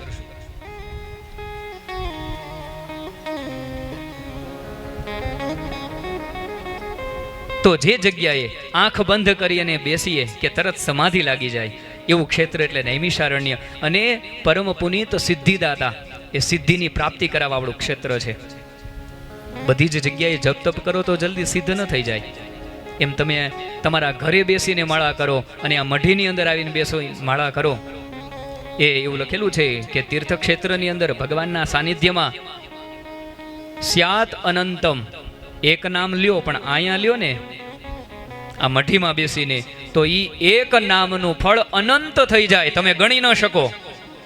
તમે એકવાર જય શ્રી કૃષ્ણ બોલો, એકવાર શ્રી રાધા કૃષ્ણાભ્યામ નમઃ બોલો, એકવાર જય રઘુનાથ જય રઘુનંદન બોલો તો એ અનંત થાય, સ્યાત અનંતમ. એટલા માટે તપસ્થલી છે, એમાં મૌન રહી અને સાધના કરવા માટે છે. તો એ મઢીની અંદર બેસીને આપણે જપ તપ કરીએ તો શું થાય, એનું ફલ અનંત ગણું થઈ જાય. આવું સરસ ક્ષેત્ર પ્રાપ્ત થયું છે. તો હરેક સ્થાનનું મહત્વ હોય કે એ સ્થાનમાં બેસી અને તમે જપ તપ કરો તો એનું પરિણામ કંઈક અલૌકિક મળે. કેમ કે અલૌકિક વ્યક્તિઓએ આવીને ત્યાં અલૌકિક સાધના કરી હોય અને એમાં તમે જાઓ એટલે એના વાઇબ્રેશન તમને અનુભવ થાય. તમે ફીલ કરી શકો કે જે જગ્યાએ મહેશ્વરાનંદ બાપુ કે એમના શિષ્ય કે જે જગ્યાની સ્થાપના કરી, જેના માટે જેના નિમિત્તે એ જગ્યા બનાવી છે, એવા જગ્યામાં બેસી અને અમે તો અહીંયા આ બીજી વાર આવ્યા છીએ. એકવાર કથા પૂર્વે આવ્યા હતા અને કથાના દિવસોમાં પણ આ જગ્યામાં બેઠા હોય, આ મઢીની અંદર બેઠા હોય એટલે અમને એમ લાગે કે અમારા આનંદ આશ્રમની અંદર બેઠા છીએ, અમને એમ લાગે કે આ હરિદ્વારની પાવન ભૂમિમાં બેઠા છીએ. એવી અનુભૂતિ આ મહેશ્વર મઢીની અંદર થાય છે અને જરા પણ એમાં અતિશયોક્તિ નથી. તમે પણ એકવાર પદ્માસન લગાવી અને પોતાનું ધ્યાન ઠાકોરજીના ચરણોમાં લગાવીને બેસજો, તમને સાક્ષાત વૃંદાવનની અનુભૂતિ આ મહેશ્વર મઢીની અંદર થશે. કેમ કે જાને હે બીનું હોય નહીં પ્રીતિ. જ્યાં સુધી તમે જાણો નહીં ને ત્યાં સુધી તમને એમાં વિશ્વાસ ન આવે. બીનું પર તીતિ હોય નહીં વિશ્વાસ. જ્યાં સુધી એમાં વિશ્વાસ ન આવે ત્યાં સુધી પ્રીતિ ન થાય. તમે સમજો કે એનું મહત્વ શું છે, કેટલા એમાં જપ તપ થયા હોય તો એ જ પ્રમાણે એ ક્ષેત્રનું મહત્વ છે કે એ ક્ષેત્રમાં બેસીને તમે જપ તપ કરો. અને કંઈક અમારાય પુણ્યોદય થયા હશે, અમારાય ભાગ્યોદય થયા હશે કે અમે આવીને અમારી નિત્યની પૂજા ત્યાં થાય, નિત્યનો અમારો યજ્ઞ એ મહેશ્વર મઢીમાં જે વશિષ્ઠ કુટીર છે, વશિષ્ઠ કુટીરની અંદર નિત્ય યજ્ઞ થાય. કંઈક અમારાય કંઈક પુણ્ય હશે કે અમે આવીને ત્યાં નિવાસ કરીએ છીએ. બાકી તો આજુબાજુમાં રખડતા રહીએ પણ આમાં આવવાનું મન ન થાય. શા માટે? કે આપણી પાસે પુણ્ય ન હોય. તો એ ક્ષેત્રનું મહત્વ છે. એમ નૈમિષારણ્ય ક્ષેત્રનું મહત્વ એટલું છે કે ત્યાં બેસીને તમે સત્સંગ કરો તો એ સત્સંગ જલ્દી સિદ્ધિ આપવા વાળો બને. મનુ અને શત્રુપા મહારાણીએ પણ ત્યાં 23,000 વર્ષ સુધી કઠોર તપશ્ચર્યા કરી હતી. એટલું આ પાવન ક્ષેત્ર છે. અને એ ક્ષેત્રની અંદર વક્તા કોણ છે અત્યારે? રોમહર્ષણ. રોમહર્ષણ એટલે સૂતજીનું બીજું નામ. રોમહર્ષણનો મતલબ શું થાય? રોમહર્ષણનો અર્થ થાય કે જ્યારે ભગવાનની કથા એના ભક્તને શ્રવણ કરાવે ત્યારે એના ભક્તોના રૂવાડા ઊભા થઈ જાય. રોમ હર્ષણ રૂવાડું રૂવાડું ઊભું થઈ જાય. જ્યાં હે ઠાકોર, હે વલ્લભ, હે ઠાકોરજી, હે દ્વારિકાધીશ એમ બોલે ત્યાં રૂવાડું ઊભું થઈ જાય. જેનું ભગવાનની કથા શ્રવણ કરતા વાર જેના આંખમાંથી આંસુડા વહેવા મળે એને રોમ હર્ષણ કહેવાય. સૂતજી મહારાજ એ પરમ વક્તા છે, એ પોતે યુવાન છે, અને શૌનક છે ને, શૌનક ઋષિ એ વયોવૃદ્ધ છે. જેમ અહીં અમારી યુવાની છે, યુવા વક્તા છે, પણ શ્રોતાઓ વયોવૃદ્ધ છે. એ પ્રમાણે ત્યાં પણ નૈમિષારણ્યની અંદર પણ એવું હતું.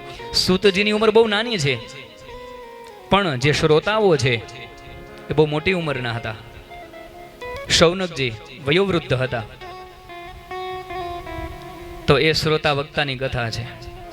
જો શ્રીમદ ભગવદ્ ગીતા છે ને, એ બે શ્રોતા વક્તાની કથા છે. એમાં મહાભારતની એ કથા છે. એમાં ભીષ્મ પર્વની કથા છે શ્રીમદ ભગવદ્ ગીતા. એમાં બે શ્રોતા વક્તા. પ્રથમ સંજય, કોને કથા કહે છે? ધૃતરાષ્ટ્રને. પ્રથમ શ્રોતા વક્તા એ થયા. ધર્મક્ષેત્રે કુરુક્ષેત્રે સમવેતાયુત્સવ મામકાહ પાંડવાશ્ચેવ કિમ કુર્વત સંજય. એટલે ધૃતરાષ્ટ્ર છે એ પ્રશ્ન પૂછે છે, સંજય એમને કહે છે. એટલે પેલા શ્રોતા વક્તા શ્રીમદ ભગવદ્ ગીતામાં કોણ થયા? સંજય અને ધૃતરાષ્ટ્ર. બીજા, ત્યાં કુરુક્ષેત્રની અંદર શું થયું? તો સેનયોઃ ઉભયોઃ મધ્યે રથમ સ્થાપય મેચ્યુત. આવા વગેરે વચન અર્જુને કૃષ્ણને પૂછ્યા. અને વક્તા કોણ થયા? ભગવાન દ્વારિકાધીશ વક્તા થયા. ત્યાં કૃષ્ણ ભગવાન વક્તા થયા અને શ્રોતા અર્જુન થયો. અને સાથે સાથે હજી એક હસ્તીની આ કથા સાંભળે છે. એ કોણ ખબર? હનુમાનજી મહારાજ. એ રથની ઉપર, જે એનું નામ જ કપિધ્વજ હતું, અર્જુનના રથની ઉપર જે ધજા છે એની અંદર બેસીને હનુમાનજી કથા શ્રવણ કરે છે. એ કથા બહુ સુંદર છે. એ કથાની અંદર તો કલાકોનો સમય જોઈએ એવી કથા છે. અર્જુનને ભગવાન હનુમાનજીએ જ વરદાન આપેલું કે જ્યારે મહાભારતનો યુદ્ધ થશે હું તને ખરા સમયે મદદ કરીશ. અને એ સમયે એને ખબર હતી કે હવે મારે કર્ણની સાથે આમનો સામનો થવાનો છે. એટલે અર્જુનની પ્રાર્થનાથી હનુમાનજી મહારાજ આવીને ત્યાં બેઠા. અને હનુમાનજી મહારાજ કેવા છે? ભગવાનની કથા સાંભળવામાં બહુ રસિક છે. એટલે અર્જુનના માધ્યમથી હનુમાનજીએ પણ આખી ભગવદ્ ગીતા શ્રવણ કરી છે. તો બે શ્રોતા વક્તાની કથા એટલે શ્રીમદ ભગવદ્ ગીતા. અને પછી ભાગવત મહાપુરાણ છે ને, એ 3 શ્રોતા વક્તાની કથા છે. આમાં બે ભગવદ્ ગીતામાં, ઓલી ભગવદ્ ગીતા હો, ઘણા ભાગવત ગીતા કહેતા હોય, પણ ભાગવત ગીતા નથી, એ શ્રીમદ ભગવદ્ ગીતા. અને આ શ્રીમદ ભાગવત મહાપુરાણ, જે મહાપુરાણ છે એ ભાગવત, ગીતાજી છે એ ભગવત. બંનેમાં થોડો ભેદ છે. એટલે ક્યારેક બોલીએ તો વિદ્વાન હોય ને એ સમજી જાય કે અમને બહુ ખબર નથી પડતી, એમ કે એમણે અભ્યાસ નથી કર્યો બરોબર. તો આજ પછી ભગવદ્ ગીતા બોલવાનું અને ભાગવત મહાપુરાણ. તો એ ભાગવત મહાપુરાણમાં 3 શ્રોતા વક્તાની કથા છે. પ્રથમ શ્રોતા વક્તા કોણ? નૈમિષારણ્યની અંદર જે કથા થાય છે ત્યાં સૂતજી વક્તા છે અને શૌનકજી શ્રોતા છે. પ્રથમ.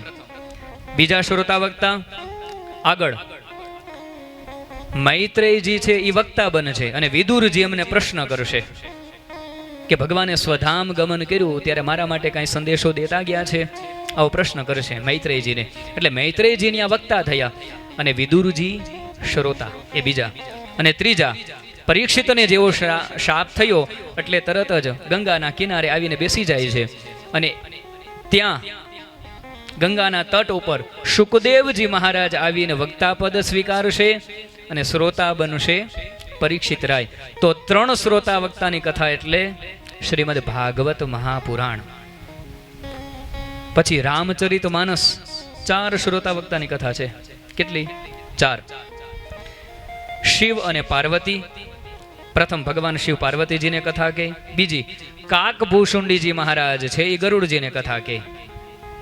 ગરુડજી કોની પાસે જઈને કથા સાંભળે છે? કાકભૂષુંડીજી મહારાજ પાસે. પછી વશિષ્ઠ મહારાજ છે એ યાજ્ઞવલ્ક્યની સાથે સંવાદ કરે છે. ત્રીજા શ્રોતા અને વક્તા. ચોથા કોણ? 3 તો આપણને ખબર હોય, 3 આવી ગયા, શિવ અને પાર્વતી, કાકભૂષુંડીજી મહારાજ અને ગરુડજી. આમાં ચોથા કોણ હવે? વશિષ્ઠ અને યાજ્ઞવલ્ક્ય પણ આવે ચોથા. એટલે તુલસીદાસજી કોને કથા કહે છે? નિજ મન મુકુર, પોતાના મનને એ કથા કહે છે, પોતાના મણિરામને કથા કહી સંભળાવે છે. તુલસીદાસજીએ બીજાને કથા નથી સંભળાવી. નિજ મન મુકુરુ, પોતાના મનને જે કથા સંભળાવે છે તુલસીદાસ. એટલે ભગવદ્ ગીતામાં 2 શ્રોતા વક્તા, ભાગવત મહાપુરાણમાં 3 અને રામચરિત માનસમાં 4 શ્રોતા વક્તા. અને એમ તમે હજી એમાં બહુ ઊંડા ઉતરો તો એ 4 અલગ અલગ ઘાટ છે. એક જ્ઞાન ઘાટ છે ને, એક વૈરાગ્ય ઘાટ છે ને, એક આનંદ ઘાટ છે, એક ભક્તિ ઘાટ છે. 4 ઘાટ છે. ભગવાન શિવ પાર્વતીને કહે છે એ જ્ઞાન ઘાટ છે. યાજ્ઞવલ્ક્યજી મહારાજ જે પ્રશ્ન કરે છે વશિષ્ઠજીને, ત્યારબાદ કાગભૂષુંડીજી મહારાજ અને ગરુડજીનો સંવાદ, અહીંયા નિજ એ ત્યાં ભક્તિ ઘાટ છે. આમ અલગ અલગ 4 ઘાટની કથા છે. તો એ નૈમિષારણ્યની અંદર સુંદર મજાની કથા શ્રવણ કરી રહ્યા છે. અને ત્યારબાદ સૂતજી મહારાજને શૌનકાદી ઋષિઓએ 2 હાથ જોડી અને પ્રશ્ન કર્યો કે હે મહાપ્રભુ, હે મહામુને, અમારી ઉપર કૃપા કરી અને અમારા અજ્ઞાનજન્ય અંધકારનો તમે નાશ કરો અને અમારી ઉપર કૃપા કરી અને અમને આ અજ્ઞાન રૂપી તિમિરમાંથી બહાર લાવો. અજ્ઞાન ધાંત વિધ્વંસ કોટિ સૂર્ય સમપ્રભ સૂતાખ્યાહી કથા સારમ મમ કર્ણરસાયનમ. શૌનકાદિઓએ સૂત નામના પુરાણીને પ્રશ્ન કર્યો, અજ્ઞાન ધ્વાંત વિધ્વંસ, હે મહાપ્રભુ, હે મહામુને, તમારી પાસે તો કોટિ સૂર્ય સમપ્રભ, હે સૂતજી મહારાજ, આપની પાસે તો કરોડો સૂર્ય સમાન જ્ઞાનનો પુંજ છે. પણ એ જ્ઞાનના પુંજમાંથી એકાદું કિરણ અમારા હૃદય પટલ ઉપર તમે પધરાવો કે જેથી કરી અમારા હૃદયની અંદર જે અજ્ઞાન રૂપી જે અંધકાર છે એ નાશ પામે. અમારી ઉપર તમે કૃપા કરો. પ્રશ્ન કરતા કહે છે કે માયા મોહ નિરાસશ્ચ વૈષ્ણવૈહિ ક્રિયતે કથમ. હે મહાપ્રભુ, મહામુનિ, કૃપા કરીને એ કરો, અમારી ઉપર એટલી કૃપા કરીને અમને એ ઉત્તર આપો કે માયાના પાશમાંથી મુક્ત થવા માટે, મોહના પાશમાંથી મુક્ત થવા માટે વૈષ્ણવૈહિ ક્રિયતે કથમ. વૈષ્ણવજનો, વૈષ્ણવ લોકો માયામાંથી મુક્ત થવા માટે અને મોહમાંથી મુક્ત થવા માટે ક્રિયતે કથમ, એ શું કરે છે? એ સમયે સૂત નામે પુરાણી કહે છે કે મહામુનિઓ, તમે ખૂબ શ્રેષ્ઠ પ્રશ્ન કર્યો છે. તમે જે પ્રશ્ન કર્યો છે એ પ્રશ્નથી સમસ્ત લોકોનું કલ્યાણ થશે. તમે જે પ્રશ્ન કર્યો છે એનાથી આખા જગતનું, આખા વિશ્વનું કલ્યાણ થશે. શૌનકજી છે ને, શૌનકજી, એની અંદર કુશળતા શું હતી? કુશલો અબ્રવીત. કુશળ શા માટે કીધા? હવે કથા શ્રવણ કરવામાં તમે સામાન્ય રીતે વિચાર કરો કે કથા શ્રવણ કરવી હોય તો આમાં કઈ કુશળતા જોઈએ? સામાન્ય આવીને કથામાં બેસી જવાનું. પછી એ જ્ઞાની હોય, અજ્ઞાની હોય, ભિજ્ઞ હોય, અનભિજ્ઞ હોય, જ્ઞાતા હોય, અજ્ઞાતા હોય, કાંઈ પણ હોય, કથા સાંભળવા માટે કુશળતા કેવી? તો અહીં કુશલો બ્રવીત. શૌનકજીની અંદર કુશળતા એ છે કે પોતે વયોવૃદ્ધ છે તો પણ એક બાળક જેવડા, નાની ઉંમરના યુવાન કથા વાંચી રહ્યા છે, એની પાસેથી જાણે છે પોતે બધુંય. બધા જ શાસ્ત્રોનો એમણે પઠન કરી લીધું છે, બધી જ કથાઓ શ્રવણ કરેલી છે. પણ સાચા વક્તા એને કહેવાય કે બધું જાણવા છતાં પણ અમે કાંઈ જ નથી જાણતા એમ ભિજ્ઞ હોવા છતાં અનભિજ્ઞ બનીને વક્તાની સામે નીચે બેસી જાય. આ શ્રોતાનું શ્રેષ્ઠ લક્ષણ છે. એ ખાલી થઈને બેસે. કેમ કે ખાલી થઈને જે વક્તા, જે શ્રોતા બેસે એની જ અંદર કઈ આવે, અમે બધું જ જાણીએ છીએ, અમે બધું વાંચી લીધું છે એમ માનીને જો તમે અહીંયા બેસો તો ક્યારેય પણ એની અંદર આ કથા ઉતરે નહીં. તો એની અંદર આ કુશળતા છે કે જ્યારે પણ જે જગ્યાએ રઘુનાથના ભગવાન શ્રી કૃષ્ણના ચરિત્રોનું ગાન થતું હોય એ સમયે શાંતિથી પોતે ભિજ્ઞ એટલે કે જ્ઞાની છે, બધું જાણકાર છે, છતાં પણ અમે કાંઈ નથી જાણતા, જે કાંઈ જાણવા મળશે એ અહીંયાથી જાણવા મળશે એમ માની એ યુવાન સૂતજીની સામે અનભિજ્ઞ બનીને બેસી ગયા કે બાપજી તમે જે કાંઈ કહેશો એમાંથી કાંઈક મને સારું મળશે, હું જાણું છું એમાં કંઈક વધારો થશે. આ એની કુશળતા છે. અને બીજી વાત કે જે જગ્યાએ ભગવાન દ્વારિકાધીશની કથા થતી હોય, ઠાકોરજીની લીલાઓ થતી હોય, કથાના ચરિતામૃત થતા હોય, એ જગ્યાએ પરોક્ષ રીતે હનુમાનજી આવીને બેસી જાય. હનુમાનજી છે ને, હનુમાનજી આપણે કથાની અંદર આવી અને કથા શ્રવણ ન કરીએ તો એ વક્તાનો દોષ ન લાગે, આપણે હનુમાનજીના અને ઠાકોરજીના અપરાધી થયા કહેવાય. કોના થયા કહેવાય? ઠાકોરજી અને હનુમાનજીના. કેમ કે જે જગ્યાએ રામકથા થતી હોય, જે જગ્યાએ કૃષ્ણ કથા થતી હોય, એ જગ્યાએ હનુમાનજી મહારાજ કોઈના કોઈ સ્વરૂપે, વાયુ સ્વરૂપે આવીને પણ એ બેસી જાય અને જે કોઈ વક્તા હોય એની પાસેથી કથા શ્રવણ કરે કે મારા પ્રભુજીની કથા થાય છે. એટલા માટે વ્યાસપીઠ ઉપર બેસી અને વક્તાએ સાવધાન થવું જોઈએ કે પોતાના મુખમાંથી અશાસ્ત્રીય વાક્ય ક્યારેય ન નીકળવું જોઈએ, નહીં તો પેલું હનુમાનજી જેને માફ ન કરે. એટલે અહીંયાથી સંસારની ગાથાઓ ગાવાની મનાઈ છે આ પીઠ ઉપર બેસીને. અહીંયા માત્ર ભગવાનની લીલા ચરિતામૃત જ ગાવાના. હા, કોઈ દ્રષ્ટાંત આપીને કાંઈ વસ્તુને સમજાવવા માટે તમે કોઈ લૌકિક એની અંદર તમે દ્રષ્ટાંત આપો તો ઠીક છે, પણ નકરી સંસારની વાતો કરવાની મનાઈ છે અહીંયા. કેમ કે આ કથા અલૌકિક છે તો એની અંદર દ્રષ્ટાંત પણ અલૌકિક હોવા જોઈએ. કથા લૌકિક નથી તો એની અંદર લૌકિક વાતો ન થવી જોઈએ. તો વક્તાએ એ સાવધાની રાખવી જોઈએ આમાં કે અશાસ્ત્રીય વાક્ય પોતાના મુખેથી ન નીકળે, અને શ્રોતાએ એ ધ્યાન રાખવું જોઈએ કે શ્રદ્ધા અને ભાવથી એ વક્તાની અંદર વિષ્ણુના જ દર્શન કરી, વેદવ્યાસજીના જ દર્શન કરી અને કથાને શ્રવણ કરવી જોઈએ.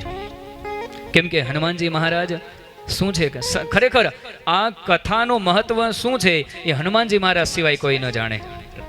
હનુમાન ચાલીસાની અંદર આવે ને, પ્રભુ ચરિત્ર સુની બેકો રસિયા, રામ લખન સીતા મન બસિયા.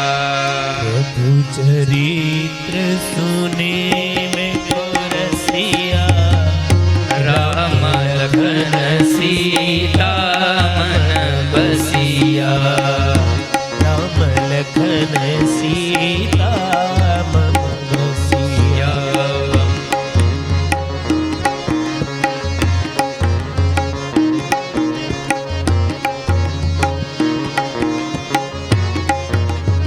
હનુમાનજી મહારાજની કુશળતા, પ્રભુ ચરિત્ર સુની બેકો રસિયા અને રામ લખન સીતા મન બસિયા. ભગવાનની કથા શ્રવણ કરે એટલે પોતાના હૃદયની અંદર રામ, લક્ષ્મણ અને જાનકીજીને બિરાજમાન કરી દે અને પોતે કથાના પરમ રસિક છે એમ માની અને કથાને શ્રવણ કરે. તો શૌનકજીની અંદર આ કુશળતા હતી કે જ્યારે ભગવાનની કથા સાંભળે ત્યારે કાંઈ જાણતા નથી એમ બેસીને કથાનું અવગાહન કરે.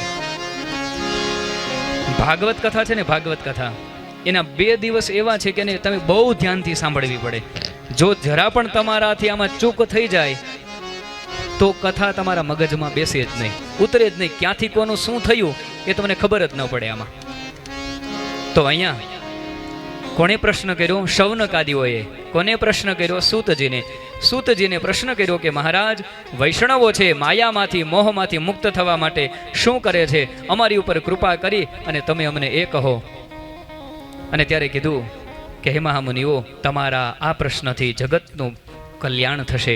આમ કહી અને ત્યારબાદ તો શૌનકાદિઓએ સૂતજીની પ્રાર્થના કરતા કહે છે કે ચિંતા મણિર લોક સુખમ સુરદ્રુહ સ્વર્ગ સંપદમ પ્રયચ્છતિ ગુરુ પ્રીતો વૈકુંઠમ યોગી દુર્લભમ. હે મહારાજ, અમે તો એવું સાંભળ્યું છે કે ચિંતા મણિર લોક સુખમ, ચિંતામણી હોય ને, ચિંતામણી, એની પાસે તમે જે ચિંતન કરો ને એ તમને પ્રાપ્ત થાય. સુરદ્રુહ સ્વર્ગ સંપદ, જે કલ્પવૃક્ષ છે, ચિંતામણી છે એ પૃથ્વી ઉપરનું રત્ન છે, અને કલ્પવૃક્ષ છે એ સ્વર્ગની સંપદા છે. તો એ કલ્પવૃક્ષની નીચે બેસી અને કોઈ પણ વ્યક્તિ જે કલ્પના કરે એ કદાચ સ્વર્ગનું સિંહાસન હોય તો એ પણ એ વ્યક્તિના ચરણમાં લાવીને મૂકી દે. પણ ચિંતામણીની અંદર અને કલ્પતરુની અંદર એ સામર્થ્ય નથી કે એની નીચે કોઈ બેસીને એમ કહે કે મને વૈકુંઠ આપો, તો વૈકુંઠનું ચરણ, વૈકુંઠની અંદર બેઠેલા નારાયણનું ચરણ શરણ એને અપાવી શકે નહીં. પણ હે મહારાજ, તમારા ચરણ કમળ, તમારો સંયોગ તો આ ચિંતામણી અને આ કલ્પતરુથી પણ વિશેષ છે. પ્રયચ્છતિ ગુરુ પ્રીતો વૈકુંઠમ યોગી દુર્લભમ. હે મહાપ્રભુ, હે ગુરુદેવ, તમારી કૃપાથી તો પ્રયચ્છતિ ગુરુ પ્રીતો વૈકુંઠમ યોગી દુર્લભમ. યોગીઓને પણ દુર્લભ એવું આપ જેવા મહાપુરુષોની કૃપાથી વૈકુંઠની પ્રાપ્તિ થઈ જાય. હે પ્રભુ, અમારી ઉપર તમે કૃપા કરી અને અમને આ રસાસ્વાદન કરાવરાવો. ત્યારબાદ હવે સૂતજી મહારાજ આટલી સુંદર મજાની પ્રશ્ન, પોતાની પ્રશંસા સાંભળી એટલે હવે સૂતજી મહારાજ શૌનકાદીઓને કહે છે કે મહામુનિઓ, આ સંસારમાં સૌથી વધારે કોઈને ભય સતાવતો હોય તો એ ભય કયો? મૃત્યુનો ભય. પ્રત્યેક પ્રાણીના મસ્તક ઉપર ફરે છે મૃત્યુનો ભય. આ મૃત્યુના ભયમાંથી મુક્ત થવું તો શું કરવું? એમાંથી બચવા માટેનો, મૃત્યુમાંથી બચવા માટેનો હું તમને ઉપાય બતાવું છું. કેમ કે જે વ્યક્તિ પૃથ્વી ઉપર આવ્યા છે એનું જવાનું છે. 5-15 દી વહેલા મોડું પણ એકવાર જવું તો પડે. અહીંયા કોઈ નિત્યને માટે નથી. કેમ કે આ સંસાર છે ને, સંસાર એ કેવો છે? સંસાર અસાર છે. અને સંસારનો અર્થ શું થાય કે સંસરતી ઇતિ સંસારઃ. જે પ્રત્યેક ક્ષણ પોતાના સ્થાનેથી સરકી રહ્યો છે, અથવા હરેક માણસના હાથમાંથી થોડો થોડો આ સરકી રહ્યો છે, એટલા માટે આનું નામ સંસાર કહેવાય. 10 વર્ષ પહેલા આપણી કાંઈક બોલબાલા હોય, 10 વર્ષ પહેલા આપણી કાંઈક જાહો જલાલી હોય, આપણી અંદર કાંઈક બળ હોય 10 વર્ષ પૂર્વે, અને આજે એ થઈ ગયા હોય કે આપણને કોઈ પડ્યા પૂછતું ન હોય તમે કોણ છો. એક સમય હોય કે આપણને પૂછીને ઘરની અંદર બધા પાણી પીતા હોય, અને એક સમય એવો આવે કે તમે સામેથી કહેવા જાવ તો તમને એમ કે તમને આમાં ખબર ન પડે, તમે સામાન્ય તમે સાઈડમાં આવી જાઓ. તો એનો મતલબ કે સંસાર જે છે એ સરકી રહ્યો છે. હરેક માણસ એને પકડી રાખવા માંગે છે સુરેશભાઈ, કે આ સંસાર આમ નમ રહે અમારી પાસે, પણ આ કોઈના હાથની અંદર રહેતો નથી. સંસરતી, પ્રત્યેક ક્ષણ આપણા હાથમાંથી આ જાતો જાય છે. એટલે સંસારનું સ્વરૂપ કેવું છે? પરિવર્તનશીલ છે. તો હરેક પ્રાણીને, એ મહામુનિઓ, સૂતજી મહારાજ કહે છે, સૌથી વધારે ભય હોય તો એ મૃત્યુનો ભય છે. પણ એ મૃત્યુના ભયમાંથી મુક્ત થવા માટે મહામતી શુકદેવજી મહારાજે, વેદવ્યાસજીએ આ કલિકાળની અંદર બચવા માટે ભાગવત રૂપી ગ્રંથને પ્રગટ કર્યો છે. કાલ વ્યાલ મુખગ્રાસ ત્રાસ નિર્ણાશ હે તવે શ્રીમદ ભાગવતમ શાસ્ત્રમ કલૌકીરેણ ભાષિતમ. કલૌ કાલ વ્યાલ મુખગ્રાસ ત્રાસ નિર્ણાશ હે તવે કિરેણ, કિરેણ વા શુકેન શ્રીમદ ભાગવતમ શાસ્ત્રમ ભાષિતમ.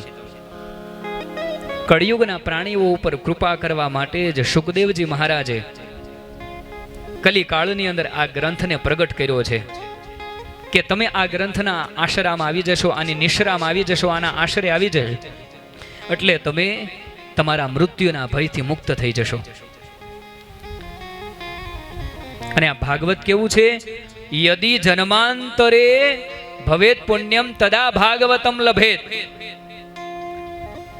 જ્યારે જન્માંતરના આપણા પુણ્ય એકત્રિત થાય, જન્માંતરના સુકૃત આપણા એક થાય, એ સમયે તદા લભેત, એ સમયે આપણને આ ભાગવતજીનો સંયોગ થાય. અન્યથા આ ભાગવતજીનો સંયોગ આપણને ન થઈ શકે.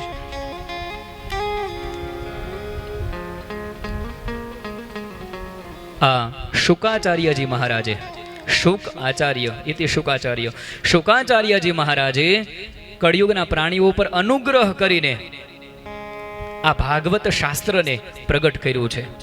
હે મહામુનિઓ, આ શાસ્ત્રનું પઠન જે સમયે પરીક્ષિત રાયને શ્રાપ થયો, એને જ્યારે શાપ આપવામાં આવ્યો અને સર્વસ્વનો, બધી જ વસ્તુઓનો ત્યાગ કરી અને પરીક્ષિત રાજા ગંગાના તટ ઉપર આવીને બેસી ગયા અને એ સમયે શુકદેવજી મહારાજ ત્યાં આવે છે અને પરીક્ષિતના ઉદ્ધાર માટે એમને ભાગવતજીની આખી કથા સંભળાવે છે. એ જ સમયે બન્યું એવું કે દેવતાઓએ જોયું કે પરીક્ષિત રાયને અમર કરવા માટે શુકદેવજી મહારાજ એમને કથા સંભળાવે છે. તો હે મહામુનિઓ, જેવી દેવતાઓને ખબર પડી કે આ ભાગવત શાસ્ત્રનું શ્રવણ શુકદેવજી મહારાજ પરીક્ષિતને કરાવે છે, એટલે તરત જ દેવતાઓએ વિચાર કર્યો કે આવું સુધા, આ ભાગવત સુધા, આ અમૃત એ મનુષ્ય માટે નથી, આ તો અમારા માટે છે. એટલે દેવતાઓએ વિચાર કર્યો કે આપણી પાસે જે અમૃત છે ને, એ અમૃત આપણે પરીક્ષિતને પાઈને અમર કરી દઈએ અને એ જે કથા અમૃત છે એ આપણે બધાય પાન કરી અને સદૈવને માટે અમર થઈ જઈએ. આમ વિચાર કરી અને છેતરવા માટે શુકદેવજીની પાસે આવે છે. સુધા કુંભમ ગૃહીત્વેવ દેવઃ તત્ર સમાગમન. હાથની અંદર અમૃત કળશ લઈ અને દેવતાઓ શુકદેવજીની પાસે આવ્યા. શુકદેવજી મહારાજને કીધું, અરે મહારાજ, તમે 7 દિવસ શા માટે આની પાછળ આટલી બધી મહેનત કરો છો? વાત શું છે? શાપ થયો છે, તો એ શાપની મુક્તિ માટે આલ્યો આ સ્વર્ગનું અમૃત પીવરાવી દો, એટલે પરીક્ષિત રાય અમર થઈ જશે. આટલી બધી મહેનત કરાવો અને તમે જે પરીક્ષિતને કથા સંભળાવો છો એ કથા અમને સંભળાવી દો, પરીક્ષિતને અમૃત આપી દો. ઇમામ સુધામ ગૃહીતવેવ કથા સુધામ પ્રયચ્છસ્વ. આ અમૃત લઈ લ્યો અને કથા અમૃત અમને આપો. દેવતાઓએ આવી વાત રાખી શુકદેવજી મહારાજની આગળ. શુકદેવજી મહારાજ સાવધાન થઈ ગયા કે સમુદ્ર મંથન થયું, દેવાસુર સંગ્રામ થયો, હળાહળ ઝેડ નીકળ્યું. આ બધી જ બાબતો આ અમૃત માટે બની હતી. હજારોની સંખ્યાની અંદર દૈત્યો મર્યા, દેવતાઓએ યુદ્ધ કરવા બેડા અને ત્યારે આ 14 રત્નમાં એક રત્ન એટલે અમૃત મળ્યું અને ઈ અમૃત લઈ અને દેવતાઓ મારી પાસે કેમ આવ્યા? દેવતાઓ કેવા છે? શુકદેવજીને ખબર છે, સ્વકાર્ય કુશલાસુરા, પોતાનું કાર્ય સિદ્ધ કરવામાં કુશળ. ઘણા માણસો એવા હોય કે એની 10 રૂપિયાની વસ્તુ તમને આપી એનો એટલો બધો ફાયદો બતાવે કે તમારી પાસે જે વસ્તુ પડી છે કે જે 100 રૂપિયાની 1000 રૂપિયાની હોય લઈ લે અને ફાયદો એની વસ્તુનો બતાવે કે આ વસ્તુ આટલી બધી દિવ્ય છે, આટલી વસ્તુ આ કિંમતી છે, એ આલ્યો ને અમને આ આપો. એટલે તરત જ શુકદેવજી મહારાજે વિચાર કર્યો કે પોતાના કાર્યની અંદર કુશળ આવા દેવતાઓ આમનમ આવે નહીં. સ્વકાર્ય કુશલા. શુકદેવજી મહારાજે વિચાર કર્યો કે જો શ્રદ્ધાથી આવ્યા હોત સાંભળવા માટે તો એને કથા સંભળાવવાની જ હતી, પણ આજે એ મને ઠગવા માટે આવ્યા છે, મને છેતરવા માટે આવ્યા છે, એટલા માટે આ કથાના અધિકારી નથી. અભક્તાંશ્ચ વિજ્ઞાય ન દદૌસ કથામૃતમ. એને કથાના અનઅધિકારી જાણ્યા. અને પછી તરત જ શુકદેવજી મહારાજ વિચાર કરે છે કે સુર નર મુનિ સબ કે યહ રીતિ સ્વાર્થ લાગી કરહી સબ પ્રીતિ. બધાયની એક જ રીતિ છે કે જે જગ્યાએ સ્વાર્થ છે ત્યાં સુધી પ્રીતિ છે. તમે સારા માણસ ત્યાં સુધી છો કે જ્યાં સુધી તમે ઘસારો લ્યો છો. ઘસારો લેતા બંધ થઈ જશો એટલે સારા માણસ મટી જશો. દેવતાઓનું એવું કાર્ય છે કે જ્યાં સુધી એનું કાર્ય સિદ્ધ થાય ત્યાં સુધી જ એ તમારા ફાયદાની વાત કરશે. એટલે તરત જ શુકદેવજી મહારાજે એની સાથે હસીને એની સાથે દાંત કાઢવા માંડ્યા. હસી મજાક કરીને કહેવા લાગ્યા, કુબ કથા કુબ સુધા લોકે કુબ કાચ કુબ મણીર મહાન બ્રહ્મરાતો વિચાર્યૈવ તદા દેવાંજહાસઃ. અરે છેતરવા વાળા દેવતાઓ, તમને ખબર છે કવ કાચ કવ મણિ મહાન. અરે ક્યાં કાચનો ટુકડો તમારું આ અમૃત અને ક્યાં કથામૃત રૂપી મારી મણી, તમે કેવી વાત કરો છો? આનો વિનિમય થાય? અરે વિનિમય કરવો હોય તો સરખે સરખી વસ્તુમાં થાય કે એક વસ્તુ કિંમતી દો અને બીજી કિંમતી વસ્તુ લ્યો.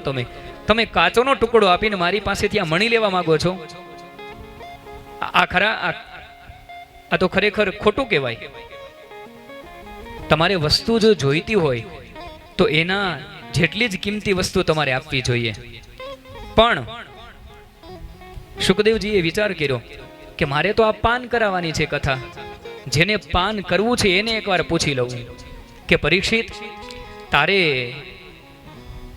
સ્વર્ગનું સુધામૃતનું પાન કરવું છે કે પછી તારે આ કથામૃતનું પાન કરવું છે? એ તારી ઉપર છોડવું છું, કેમ કે પાન તારે કરવાનું છે. એટલે નિર્ણય પણ તારે કરવો પડશે કે તારે કથામૃતનું પાન કરવું છે કે સુધામૃતનું પાન કરવું છે. દેવતાઓ હાથની અંદર કુંભ લઈને ઊભા છે. પરીક્ષિત રાય ગંગાના કિનારે આમ હાથ જોડીને ઊંચું જોઈને શુકદેવજી મહારાજની સામે નતમસ્તક થઈને બેઠા છે. શુકદેવજી મહારાજે વાત રાખી, તારે નિર્ણય કરવાનો છે. બે વસ્તુ સામે છે. થોડી વાર માટે શુકદેવજીની સામે જોવે, થોડી વારની અંદર ઇન્દ્રાદિક દેવતાઓની સામે જોવે. કાંઈ નક્કી ન કરી શક્યા એટલે પોતે નિર્ણય નહીં લીધો.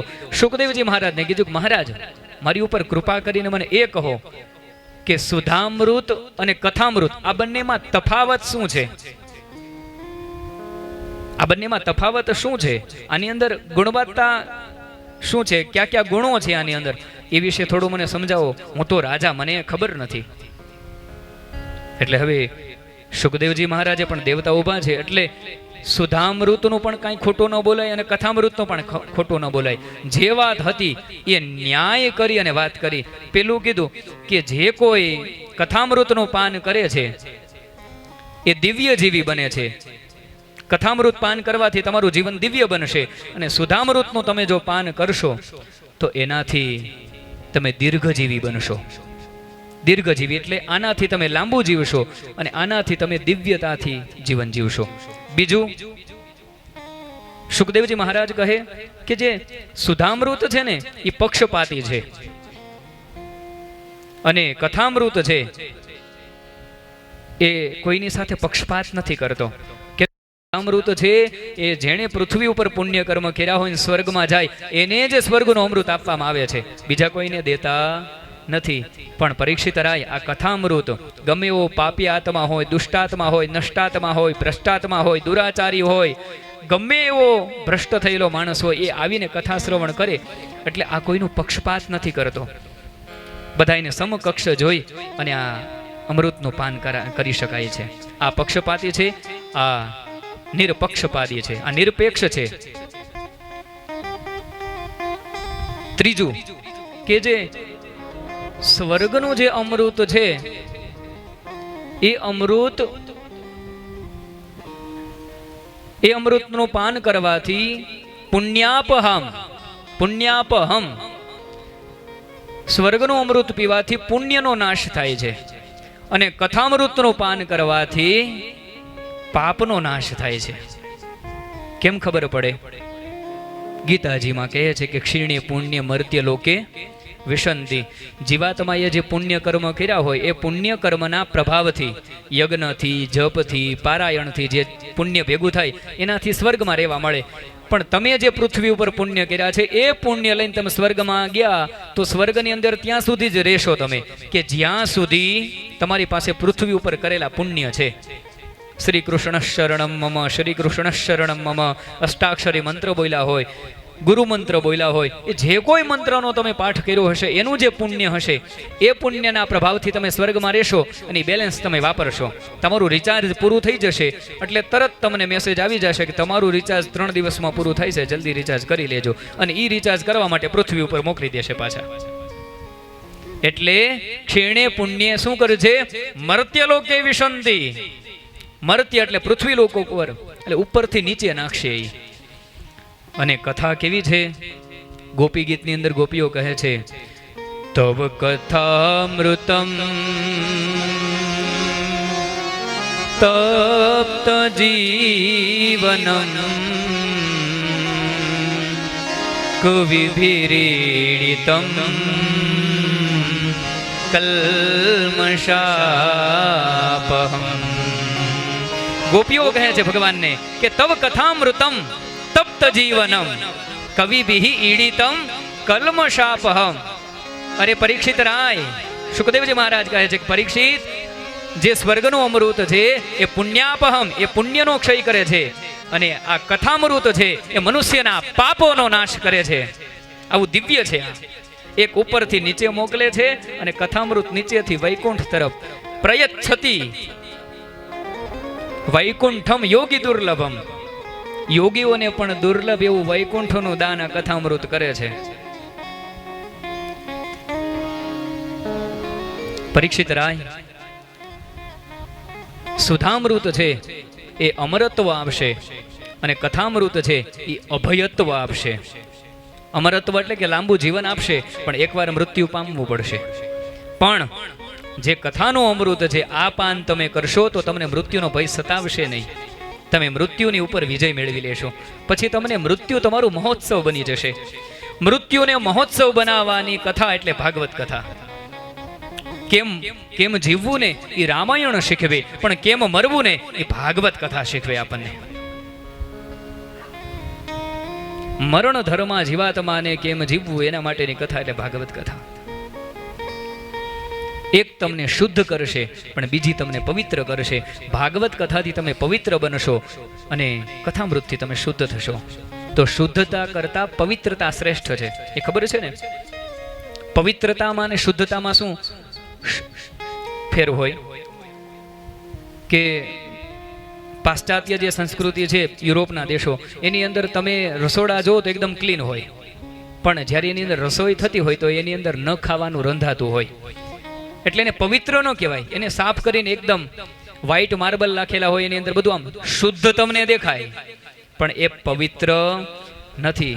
પવિત્ર કોને કહેવાય? ભલે નાનો એવું આપણું ગામડાનું ઘર હશે, એ વૈષ્ણવ હશે, એ વૈષ્ણવના ઘરની અંદર ચૂલો હશે, પણ એ ચૂલાની આજુબાજુની અંદર ગાયનું છાણ લીપેલું હશે, લેપન કરેલું હશે, ઘરની અંદર સાથિયા દોરેલા હશે. નિત્ય ઠાકોરજી મારા ઘરે આવે, જેને બ્રહ્મ સંબંધ લીધો હોય ને એને નિત્ય ભગવાનની વાટ હોવી જોઈએ કે નિત્ય મારા ઘરે આ ભગવાન આવશે. એ ભગવાનના સ્વાગતમાં નિત્યને માટે ઘરે રંગોળી થવી જોઈએ. વૈષ્ણવના ઘરની અંદર નિત્ય સાથિયો હોવો જોઈએ. વૈષ્ણવના ઘરની અંદર નિત્યને માટે રંગોળી પૂરેલી હોવી જોઈએ કે ક્યારે ઠાકોરજી આવી જાય. જેમ શબરીએ જેમ રામની રાહ જોઈ, એ પ્રમાણે જેણે બ્રહ્મ સંબંધ લીધો હોય એવા બ્રહ્મ સંબંધી જીવાત્માએ પરમાત્માની રાહ જોવાની હોય ઘરે. તો એ શુદ્ધ, એ જે વૈષ્ણવનું ઘર છે એ શુદ્ધ અને પવિત્ર હશે. પણ જે જગ્યાએ પરમાટી રંધાતી હશે એને શુદ્ધ કરી શકાય, પણ એને પવિત્ર ન કરી શકાય. એમ આ કથામૃત છે એ પવિત્ર કરશે અને સુધામૃત તમને શુદ્ધ કરશે. હવે તમારે નિર્ણય કરવાનો છે કે તમારે કઈ કથા શ્રવણ કરવી છે. જે આમ કીધું ત્યારબાદ પરીક્ષિત રાયે બધી જ પ્રકારનો નિર્ણય લઈ અને અંતની અંદર કહે છે કે મારે કથામૃતનું પાન કરવું છે, મારે સુધામૃતનું પાન કરવું નથી. આમ કહી અને સૂતજી મહારાજને કહે છે કે હે સૂતજી, મારી ઉપર કૃપા કરી અને મને તમે કથામૃત આપો. જ્યાં પરીક્ષિત રાયે ગંગાજીના તટ ઉપર સુખદેવજી મહારાજની પાસે માંગ્યું કે મને કથામૃત આપો, એટલે તરત દાટ ફટકારીને સુખદેવજી મહારાજે દેવતાઓને ભગાડી દીધા કે ચાલો જલ્દીથી તમે ક્ષેત્ર ખાલી કરીને વયા જાઓ. અભક્તાંસ્તાંશ્ચ વિજ્ઞાય ન દદૌ સત્કથામૃતમ. દેવતાઓને અભક્ત જાણી અને સુખદેવજી મહારાજે કથાનું રસપાન ન કરાયું અને એમને તગડી મૂક્યા. તરત જ દેવતાઓ ગયા બ્રહ્માજી પાસે કે અમે દેવતાઓ થઈને આ કથાથી અમે વંચિત અને આનો અધિકાર મનુષ્યને પ્રાપ્ત થયો, એવું તે કથાની અંદર શું છે? બ્રહ્માજીએ કીધું થોડી રાહ જોવો, એ પરીક્ષિતને કથા સંભળાવે અને એનાથી પરીક્ષિતનું શું થાય છે એ જોવો. કાલાંતરની અંદર બન્યું એવું કોઈ દેવતાઓ એને બ્રહ્માજીએ બ્રહ્મલોકની અંદરથી કથાને જોઈ પરીક્ષિત રાયની 7 દિવસ સુધી કથા સંભળાવી. અને જેવી પરીક્ષિત રાય કથા શ્રવણ કરી કે મૃત્યુનો ભય નાશ પામ્યો અને મોક્ષની પ્રાપ્તિ થઈ, એટલે તરત જ સુખદેવજી મહારાજની આ પરાક્રમી સુખદેવજી મહારાજની આ કથાને જોઈ અને બ્રહ્માજીએ તરત જ બધા જ લોકોની અંદર ઘોષણા કરી દીધી કે ભાગવત શાસ્ત્ર છે એ જ પઠનીય છે, ભાગવત શાસ્ત્ર છે એ જ શ્રેષ્ઠ છે. અને તોલયત સાધનાન્યજઃ. સુખદેવજી મહારાજે કથા સંભળાવી એટલે બ્રહ્માજીએ વિચાર કર્યો એકવાર આને તોલા ઉપર ચડાવીને તોલા ઉપર તો જોઈ જવું કે આનું મહત્વ કેટલું છે. એટલે એક પલ્લાની અંદર તમામ જેટલા પૃથ્વી ઉપરના સંપ્રદાયો હતા, જેટલા પણ ધર્મો હતા, જેટલા ગ્રંથો હતા, એને બધાને એક બાજુ મૂક્યા એક તરાજુ ઉપર. બીજા તરાજુની અંદર ભાગવતજીનો ગ્રંથ પધરાયો અને જેવો ભાગવતજીનો ગ્રંથ પધરાયો, લઘુન્નિન્યાની જાતાની ગૌરવેણ ઇદમ મહાત તદા ઋષિગણા સર્વે વિસ્મયમ પરમમ. જેવું બ્રહ્માજી આમ તો ત્રાજવાને ઊંચા કર્યા તો જેટલા પણ ધર્મશાસ્ત્રો હતા એ બધાયનું પલ્લું ઊંચું થઈ ગયું અને ભાગવતજીનું પલ્લું બેસી ગયું. એટલે એમણે ઘોષણા કરી દીધી કે ભાગવત શાસ્ત્ર મે નિરે ભગવત રૂપમ શાસ્ત્રમ ભાગવતમ કલો પઠનાત શ્રવણાત સદ્યો વૈકુંઠ ફલદાયકમ. બ્રહ્માજીએ ઘોષણા કરી કે સૌથી શ્રેષ્ઠ કોઈ પુરાણ હોય તો એ ભાગવત શાસ્ત્ર છે. આના પઠનાત, આનું પઠન કરવાથી ઘરમાં, શ્રવણાત, પઠન ન કરી શકીએ માત્ર જો સાંભળીએ તો શ્રવણાત, સદ્યો એટલે કે તરત જ, વૈકુંઠ ફલદાયકમ, પાઠ ન કરી શકો તો સાંભળવાથી પણ, સદ્ય એટલે તરત જ વૈકુંઠ ફલ, વૈકુંઠ રૂપી ફળ પ્રદાન કરવા વાળો આ ગ્રંથ છે. બ્રહ્માજીએ ચારે બાજુ ઘોષણા કરી દીધી અને દેવતાઓએ પણ આ ભાગવત ગ્રંથને વધાવ્યો. બોલીએ શ્રી ભક્તવત્સલ ભગવાન કી.